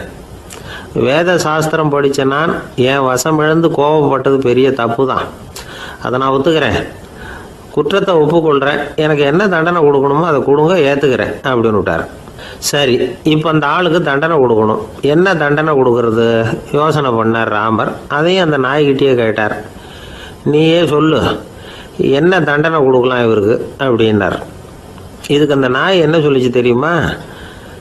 இவரை ஏதாவது ஒரு கோயிலுக்கு தர்மகர்த்தாவாக நியமனம் பண்ணி விடுங்க, அதுதான் இவருக்கு சரியான தண்டனை அப்படின்னுது. இதை கேட்டது ராமர் முகத்தில் புன்னகை. ஆனால் அங்கே இருந்த மற்றவங்களுக்கெல்லாம் ஆச்சரியம். அது எப்படி தப்பு செஞ்சவங்களுக்கு தண்டனை கொடுக்கறது தானே நியாயம், அதை விட்டுவிட்டு தர்மகர்த்தா பதவியை கொடுக்க சொல்லுது இந்த நாய் அப்படிங்கிற ஆச்சரியம். இந்த சந்தேகத்தை அந்த நாய்கிட்டேயே கேட்டாங்க அங்கே இருந்தவங்க. இதுக்கு அந்த நாய் பதில் சொல்லிச்சான். நான் போன பிறவியில் ஒரு கோயிலுக்கு தர்மகர்த்தாவாக இருந்தேன். எவ்வளவோ கவனமாக எச்சரிக்கையாக தான் என்னுடைய கடமைகளை எல்லாம் செஞ்சுக்கிட்டு வந்தேன். அப்படி இருந்தாலும் சில சமயங்களில் என்னையும் மீறி கோயில் செல்வத்தை நான் அனுபவிக்கிறதுக்கு காரணமாயிட்டேன். ஒரு கோவிலுக்கு தர்மகர்த்தாவாக இருக்கிறவங்க எப்படியும் இந்த பாவத்திலேருந்து தப்பிக்கிறது கஷ்டம். அதனால தான் நான் இந்த பிறவியில் நாயாக பிறந்து இப்படி கஷ்டப்படுறேன்.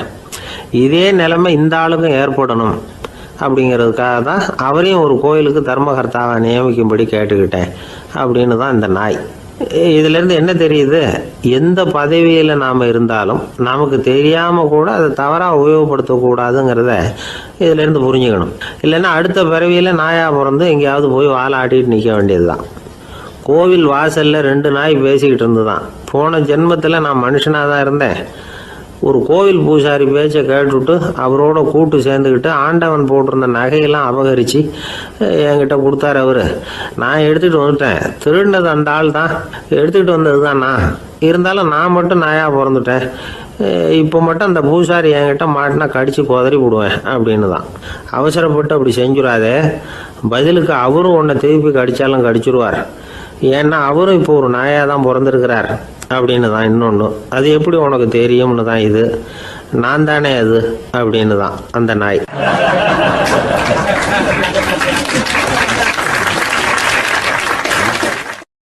கணவன் மனைவி அன்பாக இருக்கணும். ஒருத்தர் நல்லா புரிஞ்சுக்கணும். விட்டு கொடுக்குற மனப்பான்மை வேணும். அதுதான் ஒரு நல்ல குடும்பம். இன்றைக்கி பல குடும்பங்களில் அர்த்தமில்லாத சண்டைகள் தான் அதிகம். கிராமப்புறங்களில் வேடிக்கையாக ஒரு கதை சொல்லுவாங்க. ஒரு ஊரில் ஒரு ஆள் இருந்தான். வேலை வெட்டி இல்லாமல் சும்மாவே இருந்தான். அவனுக்கு கல்யாணம் பண்ணி வச்சாங்களாம். மனைவி சேர்ந்தா. சும்மாவே உட்காந்துருக்கிறியே, ஏதாவது சம்பாதிக்கிற வழியை பாரு அப்படின்ட்டு இருக்கா. அதுக்கு தான் யோசனை பண்ணிகிட்டு இருக்கிறேன். ஒரு அருமையான ஐடியா அப்படின்னு நானா. என்ன அது சொல்லு அப்படின்ட்டுருக்கா. ஆகும் ஒரு ஆட்டுக்குட்டி வாங்க போகிறேன்னு இருக்கான். அதை வாங்கி என்ன பண்ண போகிறேன்னா, அந்த குட்டி வளரும், பெருசாகும், அதுக்கப்புறம் அது நிறைய குட்டி போடும் அப்படின்ட்டுருக்கான். சரி, அப்புறம் என்ன, அதையெல்லாம் சந்தையில் கொண்டுட்டு போய் விற்றுவிட்டு அந்த காசுக்கு ஒரு எருவு மாடு வாங்கலாம். சரி, அது இதுக்கு எருவு மாடு நிறைய பால் கொடுக்கும். அதை கொண்டுகிட்டு போய் பால் பண்ணையில் கொடுப்பேன், அல்லது நானே விற்றுருவேன். கை நிறைய காசு கிடைக்கும். அதுக்கப்புறம் ஒரு பசுமாடு வாங்குவேன், பாலையும் விற்கலாம், நாமளும் காய் போட்டு சாப்பிட்லாம். இப்படிலாம் சொல்லியிருக்கான். அப்போ அந்த பொண்ணு சொல்லிச்சான், அடுத்த தெருவில் இருக்கிற எங்கள் அம்மா வீட்டுக்கும் கொஞ்சம் பால் கொடுத்து அனுப்பலாம் அப்படின்ட்டுருக்கா அந்த பொண்ணு. இந்த இடத்துல கணவனுக்கு கோவம் வந்துட்டுது. அது எப்படி உங்கள் அம்மா வீட்டுக்கு எதுக்கு கொடுக்கணும், அதெல்லாம் முடியாதுன்றிருக்கான். இந்த இடத்துல சண்டை ஆரம்பமாயிட்டுது. கொஞ்ச நேரத்தில் 2 பேரும் சத்தம் போட ஆரம்பிச்சிட்டாங்க. கடுமையான சண்டை நடக்கிறத பக்கத்து வீட்டுக்காரன் காதில் வாங்கினான். அவன் ஓடியாந்தான். அவனுக்கு தெரியும், வாங்காத மாட்டுக்காக இப்படி சண்டை போட்டுக்கிட்டு இருக்கிறாங்கங்கிறது அவனுக்கு புரியும். அவன் ஓடி சொன்னான், ஏண்டா உன்னோட பசுமாட்டை ஒழுங்காக கட்டி போடக்கூடாதான்ருக்கான். என்னடா சொல்கிறேன்னா, இவன் உன் மாடு என் தோட்டத்தில் மேய்ஞ்சுட்டுது, பயிரெலாம் நாசமாயிட்டுது, 10,000 ரூபா அளவுக்கு சேதம், அதை வாங்கிட்டு போகிறதுக்கு தான் வந்தேன், குடுறா 10,000 நானா. இவன் அரண்டு போயிட்டான். அப்புறம் சொன்னா, டேய் நான் இன்னும் மாடே வாங்கலையே, அதுக்குள்ளே அது வந்து எப்படிடா உன் தோட்டத்தில் மேயும், என்னடா உளறேன்னு இருக்கான். நீ தாண்டா இப்போ உளறிக்கிட்டு இருக்க, மாடே வாங்கலை, அதுக்குள்ளே எப்படிடா வந்து உன்னுடைய மனைவி அவங்க அம்மா வீட்டுக்கு பால் கொடுத்து அனுப்ப முடியும் அப்படின்னு அவன் கேட்டானா. நம்ம ஆளுக்கு இப்போ தான் புத்தி வந்துதான். அர்த்தமே இல்லாத சண்டை போட்டுக்கிட்டு இருக்கிறோம் அப்படிங்கிறத அவன் புரிஞ்சுக்கிட்டானான். இது நம்ம முன்னோர்கள் சொல்லியிருக்கிற ஒரு கதை. சண்டையில தான் அர்த்தம் இல்லையே தவிர கதையில் அர்த்தம் உண்டு. அதாவது இல்லாத விஷயங்களுக்காக சண்டை போட்டுக்கிட்டு இல்லறத்தை வீணாக்கிக்கிட்டு இருக்கிற மனிதர்கள் இன்றைக்கு நிறைய பேர் இருக்கிறாங்க. ஒருத்தன் தன்னுடைய மனைவியை பற்றி மாமனார்கிட்ட புகார் சொன்னானா, மாமா உங்கள் பொண்ணு அர்த்தமில்லாத சண்டை போடுறா, எதுக்கு எடுத்தாலும் எடுத்தெறிஞ்சு பேசுகிறா அப்படின்னு இருக்கான். நீ எப்படி மாப்பிள்ளை அதை சமாளிக்கிற அப்படின்னு கேட்டிருக்காரு அவரு. அவள் எடுத்தெறியறது என் மேலே படாமல் ஒதுங்கி நின்றுக்கிறேன் அப்படின்னு நானா இவன்.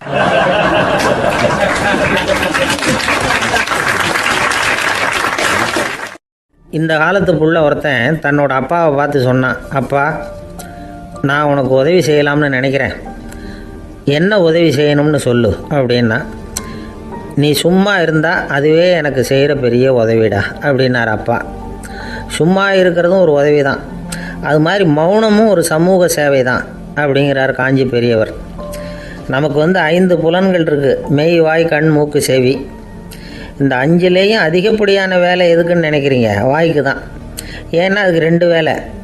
இப்போ கண்ணுக்கு பார்க்குறது மட்டும்தான் வேலை, காதுக்கு கேட்குறது மட்டும்தான் வேலை, மூக்குக்கு வாசனை அறியறது தான் வேலை, உடம்புக்கு உணர்றது மட்டும்தான் வேலை. ஆனால் வாய் அப்படி இல்லை, அதுக்கு 2 வேலை. சாப்பிட்றதும் அதுதான், பேசுகிறதும் அதுதான். அதாவது வாய் ஒன்று தான் கர்மேந்திரியமாகவும் இருக்குது, ஞானேந்திரியமாகவும் இருக்குது அப்படின்னு சொல்லுவாங்க. சாப்பாட்டில் உட்காந்தா எந்தெந்த ஆகாரம் என்னென்ன ருசின்னு அறிவிக்கிற வேலையும் செய்யுது. சபையில் உட்காந்தா பாடுறது, பேசுறது, சிரிக்கிறது, இது மாதிரியான வேலையும் செய்யுது. இன்னொரு வித்தியாசம், கண்ணு காது மூக்கெல்லாம் ஸ்ட்ரெயின் பண்ணிக்கிட்டு வேலை செய்கிறதில்ல.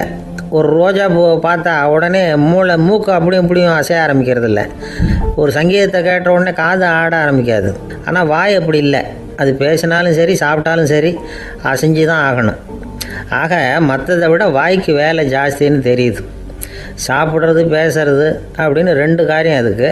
இப்படி 2 காரியம் இருக்கிறதுனால அது 2ஐயும் பாதியாக குறைச்சிக்கணுங்கிறது கடவுள் அபிப்பிராயமாக இருக்கணும் அப்படிங்கிறார் காஞ்சி பெரியவர். ஆனால் இப்போ நாம் அப்படியே நடந்துக்கிறோம், அதுக்கு நேர்மாறாக நடந்துக்கிறோம். நாம் சாப்பிட்றதும் அதிகம், பேசுகிறதும் அதிகம், 2 வேலையையும் தேவைக்கு அதிகமாகவே செய்கிறோம். வாய் தான் ரொம்ப ஓவர் ஒர்க்குடு. அதுக்கு ஓய்வு கொடுத்தா உடம்பும் நல்லாயிருக்கும், உலகமும் நல்லாயிருக்கும். மௌன விரதம் இருக்கிறதெல்லாம் எதுக்காக நினைக்கிறீங்க? இதுக்காக தான். இந்த காலத்தில் மௌனமாக இருக்கிறவங்கெல்லாம் மகத்தான தொண்டு செய்கிறாங்க அப்படின்னு தான் சொல்லணும். சத்தம் அதிகமாக போய் தான் சவுண்டு பொல்யூஷன் வருது. அது மட்டும் இல்லை, மௌனமாக இருந்தால் சண்டை சச்சரவே வராது. மௌனம் கலக நாஸ்தி. ஆக இதுவும் ஒரு சமூக சேவை தான். நமக்கு தான் வாய் இருக்குதுங்கிறதுக்காக வசமாக சாப்பிட்றதும் தப்பு, வளவளன்னு பேசுகிறதும் தப்பு. ஒரு கருத்தை சொல்கிறதுக்கு ஒரே ஒரு சொல்லு போதும் அப்படின்னு இருக்கும்பொழுது 2 சொற்களை செலவு பண்ணாதே. எவ்வளவு சொன்னாலும் அதனால் ஒரு பயனும் விளையாது அப்படின்னு தெரிய வருமே, ஆனால் அந்த ஒரு சொல்லையும் விரயம் பண்ணாதே அப்படிங்கிறார் ஒரு அறிஞர். எல்லா குணங்கள்லேயும் மௌனம்தான் சிறந்தது அப்படிங்கிறார் ஒருத்தர். மௌனமாக இருக்கிறது மூலமாக மற்றவர்கள் குறைகளை வந்து நம்மளால் தெரிஞ்சிக்க முடியும். அதே சமயத்தில் நம்மக்கிட்ட இருக்கிற குறைகளை மற்றவங்களுக்கு தெரியாமல் மறைச்சிக்கவும் முடியுங்கிறார் அவர். உண்மைதானே? ஒரு பெரிய மேடை பேச்சாளர், பொது வாழ்க்கையில் 25 வருஷ காலமாக ஈடுபட்டிருக்கிறவர். அவர் மனைவி ஒரு நாள் சொன்னாங்க, எங்கள் வீட்டுக்காரர் 25 வருஷ காலமாக பொது வாழ்வில் ஈடுபட்டிருந்தா கூட இந்த மாதம் 10ஆம் தேதியிலேருந்து தான் மக்களுக்கு சேவை செய்ய ஆரம்பிச்சிருக்கார் அப்படின்னு நாங்கள் ரொம்ப பெருமையாக. 10ஆம் தேதிக்கு அப்படி என்ன விசேஷம் அப்படின்னு கேட்டோம். அன்னையிலேருந்து தான் அவர் மேடையில் பேசுகிறத நிறுத்தினார் அப்படின்னாங்க அந்த அம்மா.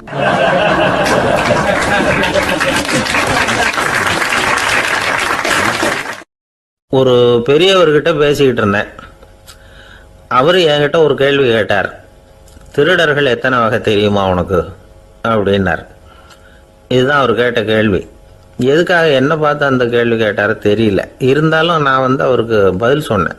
திருடர்களில் எத்தனையோ வகை உண்டுங்க. கார் திருடன், சைக்கிள் திருடன், முகமூடி திருடன், எப்படி சொல்லிகிட்டே போகலாம். இருந்தாலும் என்னுடைய சிற்றறிவுக்கு எட்டின வரையில் திருடர்களை 2 வகையாக பிரிக்கலாம் அப்படின்னு நினைக்கிறேன். ஒன்று ராத்திரியில் திருடுற திருடன், இன்னொருத்தன் பகலில் திருடுற திருடன். அதாவது பகல் திருடன், ராத்திரி திருடன் அப்படின்னு பெரியவர் சிரித்தார். என்ன சிரிக்கிறீங்களே? என்ன கள்வர்கள் 4 வகை அப்படின்னு ஆரம்பித்தார். எப்படின்னு கேட்டேன். சாப்பாட்டுக்கு இல்லாமல் திருடுறாங்க பாருங்க, அது ஒரு வகையான். சாப்பாட்டுக்கு இருந்தும் திருடுறாங்க பாருங்க, அது ஒரு வகையான். இதை தவிர இன்னும் ஒரு 2 வகை திருட்டு உண்டு. அது என்னன்னா, ஆண்டவன்கிட்ட இருந்து நாம திருடுற திருட்டு, இன்னொன்று என்னன்னா நம்ம கிட்ட இருந்து ஆண்டவன் திருடுற திருட்டு அப்படின்னார். எனக்கு ஒன்றும் புரியல.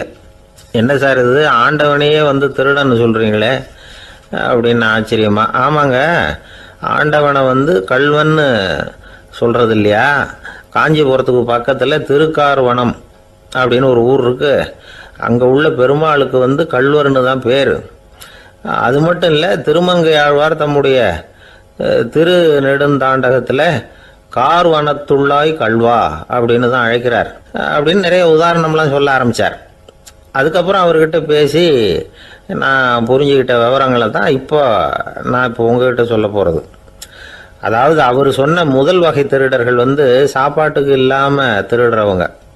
இவங்களை வந்து திருத்தி போடலாம்.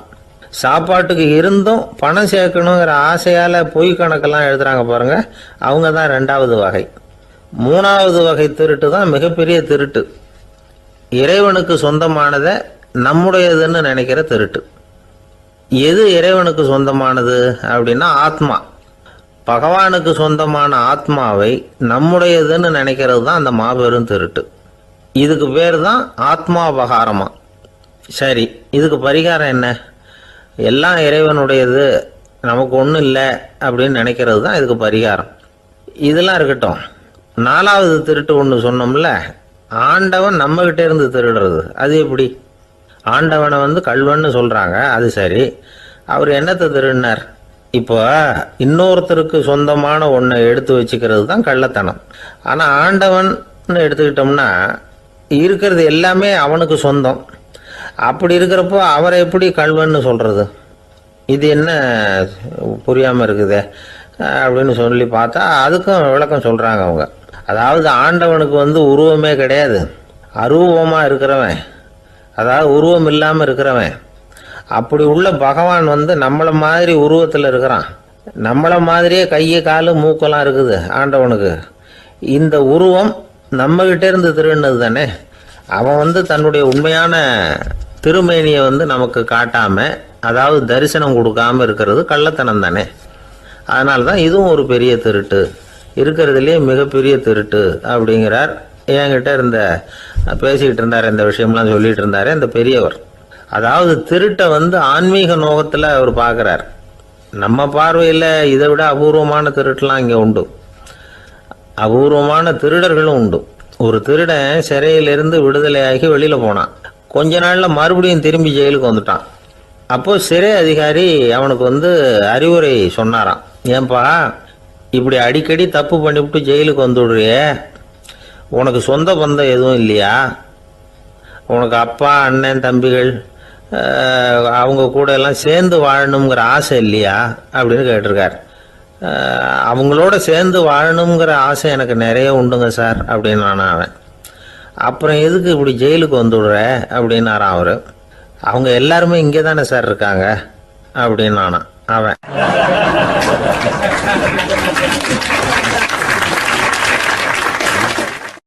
நம்ம கிட்ட ஒருத்தன் தப்பா நடந்துக்கிட்டானா உடனே நாம என்ன செய்வோம்? கையை ஓங்கிட்டு அவனை அடிக்க போவோம். நாம அவங்கிட்ட அவனை விட ஒருபடி மேலா தப்பா நடந்துக்குவோம். ஆனா பெரியவங்கெல்லாம் அப்படி நடந்துக்கிறது இல்லை. இன்னா செய்தாரை ஒருத்தல் அவர் நாண நன்னயம் செய்து விடல் அப்படின்னு வள்ளுவர் சொல்லியிருக்கார் இல்லையா?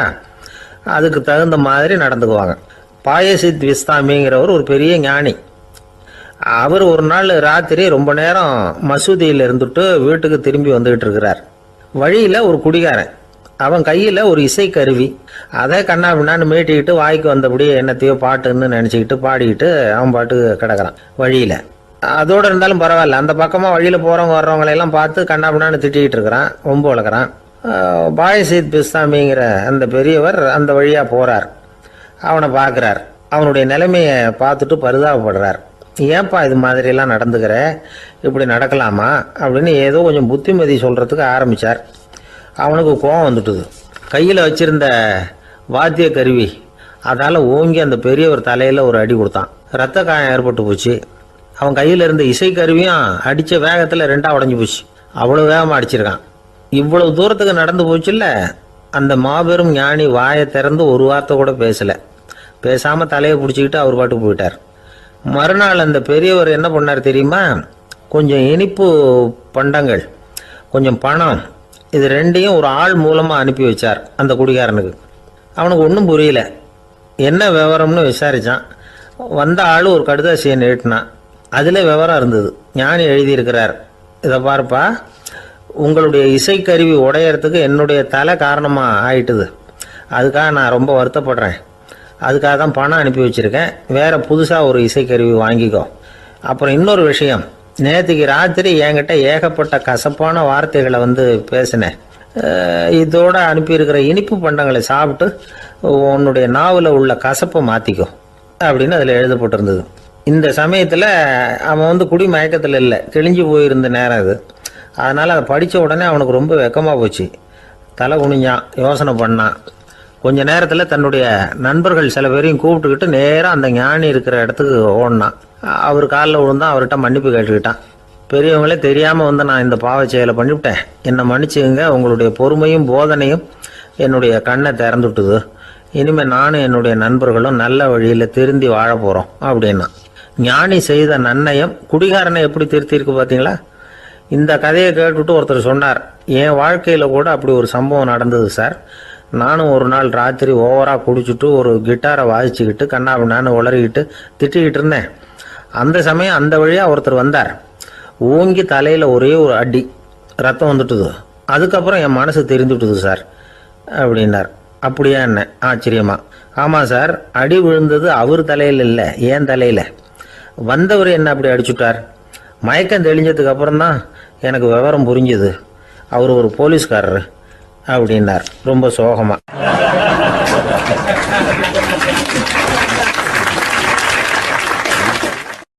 ஒரு ஊர்ல ஒரு துறவி இருந்தார், புத்த சமய துறவி. அந்த ஊர் மன்னன் அவரை பத்தி கேள்விப்பட்டிருக்கான். ஒரு நாள் புறப்பட்டு போனான். துறவியின் பாதங்களை தொட்டு வணங்கினான். அதுக்கப்புறம் சொன்னான், ஐயா, நான் உங்களை அரண்மனைக்கு அழைச்சிட்டு போறதுக்காக வந்திருக்கிறேன். இனிமே நீங்க இங்க எதுக்கு இருக்கணும் அப்படின்னானா. அவன் மனசுக்குள்ள என்ன நினைப்புன்னா, இவர் எங்க வர போறாரு, நான் ரொம்ப எளிமையானவன், எனக்கு எதுக்கு அரண்மனை வாசம்னு சொல்லி விடுவார் அப்படின்னு நினைச்சிருக்கான். ஆனா அந்த துறவி என்ன பண்ணார் தெரியுமா? அப்படியா, சரி போகலாம், வா, போய் உன் ரதத்தை கொண்டுட்டு வா. அரண்மனைக்கு போகும்பொழுது அதுக்கு தகுந்த மாதிரி ஆடம்பரமா போகணும் அப்படின்னு விட்டாரான். துறவி இப்படி சொன்னதும் அந்த மன்னனுக்கு மனசுக்குள்ள சந்தேகம் வந்துட்டுது. இவர் உண்மையிலேயே துறவி தானா, ஏமாத்து பேர் வழி மாதிரி தெரியுதே அப்படின்னு நினைச்சிருக்கான். இருந்தாலும் இனிமேல் என்ன பண்ணுறது, சொல்லியாச்சு. ரதத்தை கொண்டுகிட்டு வந்தான். துறவி ஏறி உட்காந்தார். பக்கத்தில் ராஜா. அவர் ரொம்ப உற்சாகமாக வரார். இவன் ரொம்ப சோர்ந்து போய் வரான். துறவி மரத்தடியிலேயே வாழ்ந்து பழக்கப்பட்டவர், அரண்மனையில் எளிமையாக ஒரு இடத்துல உட்காந்துக்குவார் அப்படின்னு நினைச்சான். ஆனால் அப்படி இல்லை. அரண்மனைக்கு வந்த உடனே அந்த துறவி அதை கொண்டுட்டு வா, இதை கொண்டுட்டு வான்னு சொல்லி உத்தரவு போட ஆரம்பிச்சுட்டார். அரண்மனையில் இருந்தால் அரசனை மாதிரி இருக்கணும் அப்படிங்கிறார்.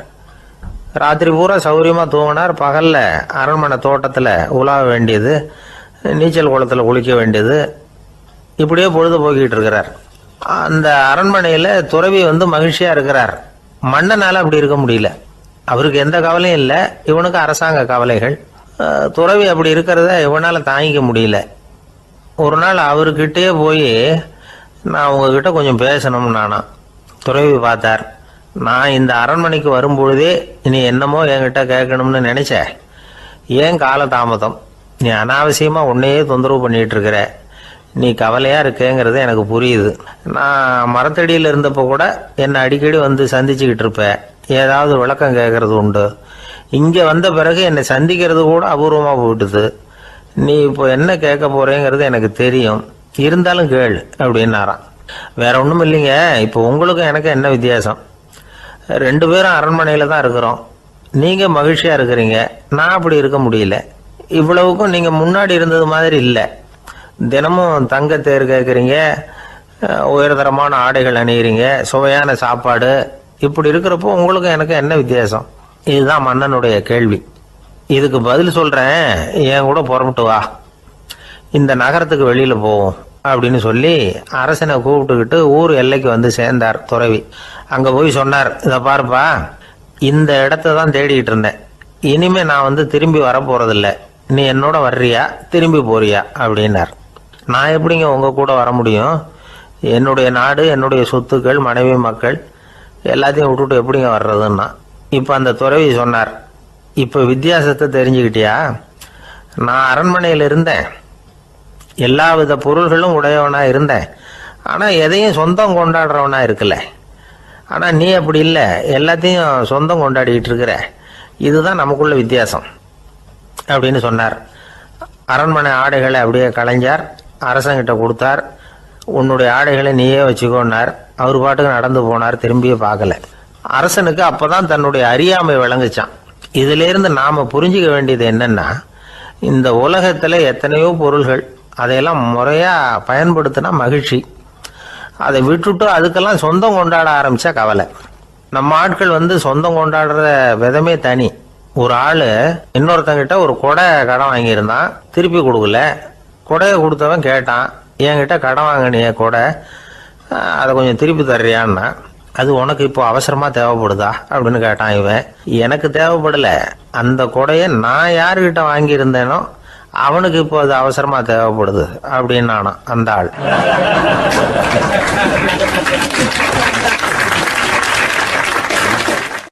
அந்த ஆளுக்கு பேச தெரியாது, அவர்கிட்ட கொஞ்சம் எச்சரிக்கையா நடந்துக்கோ அப்படின்னு சொல்றது உண்டு. அப்படின்னா என்ன அர்த்தம்?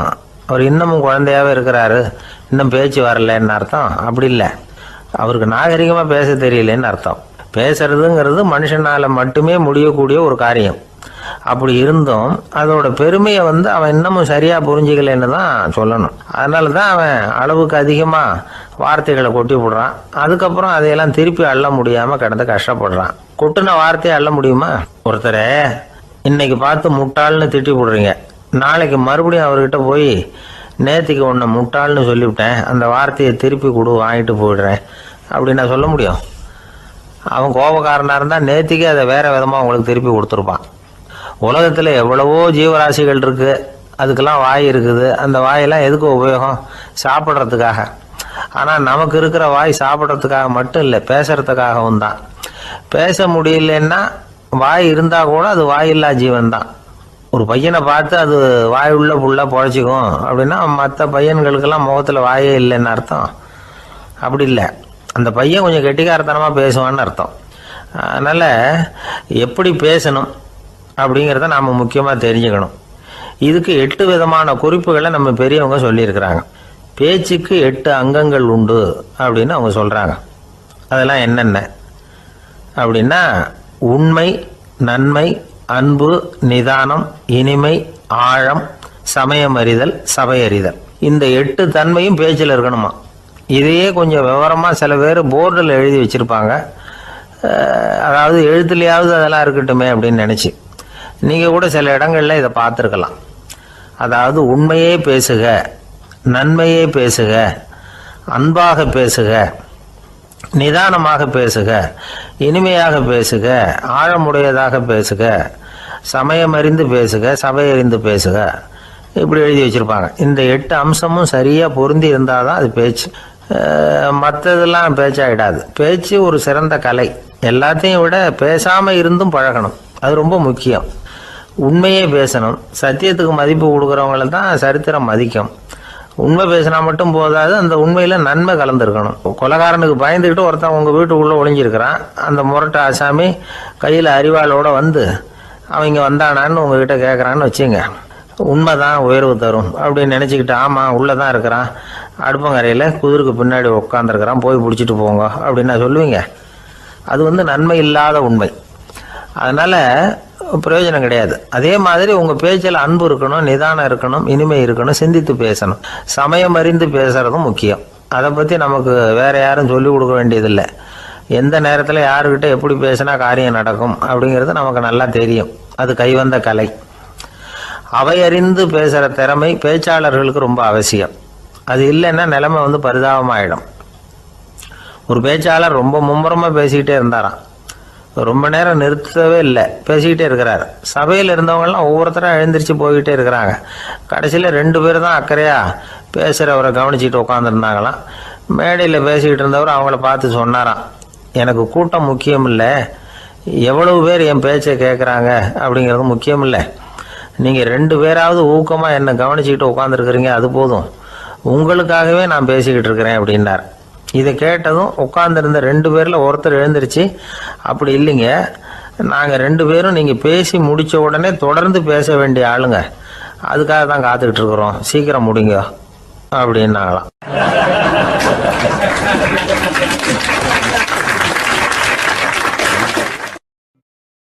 ஒரு ஊரில் ஒரு புகழ்பெற்ற பத்திரிகையாளர் இருந்தார். அவர் ஒரு நாள் திடீர்னு இறந்து போயிட்டார். அதுக்கப்புறம் நேராக சொர்க்கத்துக்கு போனார். சொர்க்கத்தின் வாசலில் நின்றுக்கிட்டு இருந்த ஒருத்தர் அவரை தடுத்தார். இதை பாரு, ஏற்கனவே இங்கே 12 பத்திரிகையாளர்கள் இருக்கிறாங்க, அவங்களுக்கே இங்கே வேலை இல்லை. அதுக்கு என்ன காரணம்னா, சொர்க்கத்தில் திடுக்கிடும் செய்திகள்லாம் ஒன்றும் கிடையாது, அப்படி என்ன இருக்க போகுது இங்கே எல்லாம் அது ஒழுங்காக நடந்துக்கிட்டு இருக்கோம். எல்லாம் ஒழுங்காக நடந்தால் பத்திரிகைகளுக்கு சுவாரஸ்யமான கொலை கொள்ளை தீ வைப்பு இது மாதிரி எதுவும் இங்கே இல்லை. ஏற்கனவே இங்கே இருக்கிறவங்க எல்லாரும் மரத்தடியில் உட்காந்துக்கிட்டு தியானம் பண்ணிகிட்டு இருக்கிறாங்க. அந்த ஒரே செய்தி தான் தினமும் இங்கே வந்துக்கிட்டு இருக்குது. அதை படிக்கிறதுக்கே இங்கே ஆள் கிடையாது. அதனால் நான் என்ன சொல்கிறேன்னா, நீ பேசாமல் நரகத்துக்கே போயிடு. அங்கே எவ்வளவோ நிகழ்ச்சிகள் நடந்துக்கிட்டு இருக்கு, அங்கே தான் அதிகமான பத்திரிகையாளர்கள் தேவைப்படுறாங்க. அங்கே உனக்கு நிறைய வேலை இருக்கும், அதை செய்கிறதில்ல நீயும் மகிழ்ச்சியாக இருக்கலாம் அப்படின்னு சொன்னாராம். அங்கே அந்த சொர்க்கத்தின் வாசலில் நின்றுக்கிட்டு இருந்தவர். இந்த பத்திரிகையாளர் அங்கேயே நின்று கொஞ்சம் யோசனை பண்ணார். இவருக்கு சொர்க்கத்திலே இருக்கணும்னு தான் ஆசை. அதனால் மெதுவாக அவர்கிட்ட பேசினாராம், ஐயா, என்னை ஒரு 24 மணி நேரம் இங்கே உள்ளே இருக்கிறதுக்கு அனுமதி கொடுங்க. இங்கே இருக்கிற பல பத்திரிகையாளர்களை எனக்கு தெரியும், அவங்களில் சில பேரை சமாதானப்படுத்தி மெதுவாக பேசி நரகத்துக்கு அனுப்பி வச்சுட்றேன். நான் இங்கே இருந்துக்கிறேன், உங்கள் கணக்குப்படி 12 பேருக்கு மேலே இங்கே தாண்டாது, அப்படி பார்த்துக்கிறேன் அப்படின்னாராம். அவரும் யோசனை பண்ணி பார்த்துட்டு, சரி அப்படியே உனக்கு அனுமதி கொடுக்குறேன், ஆனால் ஒரு விஷயம், 24 மணி நேரம் தான் அனுமதி, அதுக்குள்ளே எல்லாம் நடக்கணும் அப்படின்ட்டுருக்கார். சரின்னு சொல்லிவிட்டு இந்த பத்திரிகையாளர் உள்ளே போனார். யோசனை பண்ணார், திட்டம் போட்டு ஒரு பொருளையை கிளப்பி விட்டார். சக பத்திரிகையாளர்கள் எல்லாம் கூப்பிட்டு சொன்னாராம், இதை பாருங்கள், நரகத்தில் ஒரு பெரிய தினசரி பேப்பரை கொண்டுகிட்டு வர்றதுக்காக திட்டம் போட்டுக்கிட்டு இருக்காங்க. அதுக்கு பல அதிகாரிகள் தேவைப்படுறாங்க, நிறைய சம்பளம் கிடைக்கும். யார் யாரெல்லாம் நரகத்துக்கு போக ஆசைப்படுறாங்களோ அவங்கெல்லாம் போகலாம் அப்படின்னு ஒரு பொருளையை கிளப்பி விட்டார். 24 மணி நேரம் கழித்து வாசல் பக்கம் போனார். அங்கே இருந்தவர்கிட்ட எத்தனை பேர் வெளியேறினாங்கன்னு விசாரிச்சாராம். அப்போ அவர் இவரை, நீ வெளியே போகக்கூடாது, முதல்ல உள்ளே தான் இருக்கணும் அப்படின்னு தடுத்தாராம். அப்புறம் சொன்னாராம், நீ சொன்ன செய்தியை கேட்டதும் இங்கேருந்த எல்லா பத்திரிகையாளர்களுமே நரகத்துக்கு போயிட்டாங்கப்பா, உள்ளே யாருமே இல்லை, அதனால் நீ உள்ளே இருக்கலாம் அப்படின்னாராம். இதை கேட்டதும் இந்த பத்திரிகையாளரே குழம்பி போயிட்டார். ஒருவேளை உண்மையிலேயே நரகத்தில் புதுசாக பத்திரிகை ஏதாவது ஆரம்பிக்க போகிறாங்களோ அப்படின்னு அவரே நினைக்க ஆரம்பிச்சிட்டாராம். அப்புறம் சொன்னாராம், ஐயா, என்னை விட்டுருங்க, நான் நரகத்துக்கே போயிடுறேன், அங்கே ஏதோ விசேஷம் இருக்கணும் அப்படின்னாராம். இல்லைன்னா இத்தனை பேரும் ஒட்டு மொத்தமாக அங்கே போகிறதுக்கு சான்ஸே இல்லை, என்னை தடுக்காதீங்கன்னு கெஞ்ச ஆரம்பிச்சிட்டாராம். மற்றவங்க நம்பணுங்கிறதுக்காக ஒரு பொருளையை கிளப்பி விட்டார். கடைசியில் தானே அந்த பொருளைக்கு ஆளாயிட்டார். அதாவது பிறரை ஏமாற்றிய அவரது மனம் கடைசியில் அவரையே ஏமாற்ற ஆரம்பிச்சுட்டு பாருங்க. நீங்கள் இப்படி அடுத்தவங்களை ஏமாத்துறதுக்கு உங்கள் மனசை பழக்கப்படுத்துறீங்க, ஆனால் கடைசியில் அதனால் நீங்களே ஏமாற்றப்படுகிறீர்கள் அப்படிங்கிறது பெரியவர்களுடைய புத்திமதி. அதனால் உங்கள் மனசுக்கிட்ட ரொம்ப எச்சரிக்கையாக இருங்கோ அப்படிங்கிறாங்க. நம்ம ஆளுங்க அங்கே போய் என்ன சொல்லுவாங்கன்னா, இந்த பாரு அங்கே போகாத இங்கே போகாதேன்னு பயமுறுத்துறது உண்டு. சில பேர் அங்கே பேய் இருக்குது, பிசாசு இருக்குது அப்படின்னு பொருளையை கிளப்பி விடுறது உண்டு. இருட்டு நேரம் காட்டு வழியாக ஒருத்தன் போய்கிட்டு இருக்கிறான். அங்கே பேய் பிசாசு நடமாட்டம் இருக்கிறதாக வதந்தி. இவன் பயந்துக்கிட்டே வேகமாக போகிறான். காடு முடிஞ்சு மெயின் ரோட்டுக்கு வந்து சேர்ந்தான். அப்பாடா, ஒரு பஸ்ஸு நின்றுக்கிட்டு இருக்கு தனியாக. இருட்டில் லேசாக தெரிஞ்சுது. ஓடி போய் ஏறி உள்ளே உட்காந்துக்கிட்டான். பயந்துக்கிட்டே போனவன் அப்புறம் தான் தெரியுது, உள்ள யாருமே இல்லை, டிரைவரும் இல்லை, கண்டக்டரும் இல்லை, வேற யாரும் இல்லை. இவனுக்கு பேய் பயம் அதிகமாக போட்டுது. ஏன்னா நடு ராத்திரி. இந்த நேரம் பார்த்து அந்த பஸ்ஸு தானே நகர ஆரம்பிச்சுதான். இவனுக்கு இன்னும் பயம் அதிகமாக போட்டுது. ஏன்னா டிரைவர் சீட்டு காலியாக இருக்குது, பஸ்ஸு நகருது. இவன் உடம்பு பூரா நடுங்க ஆரம்பிச்சுட்டுது. வீல்னு கத்தலாமான்னு பார்த்தான். அந்த நேரம் பார்த்து அவன் தோளில் ஒரு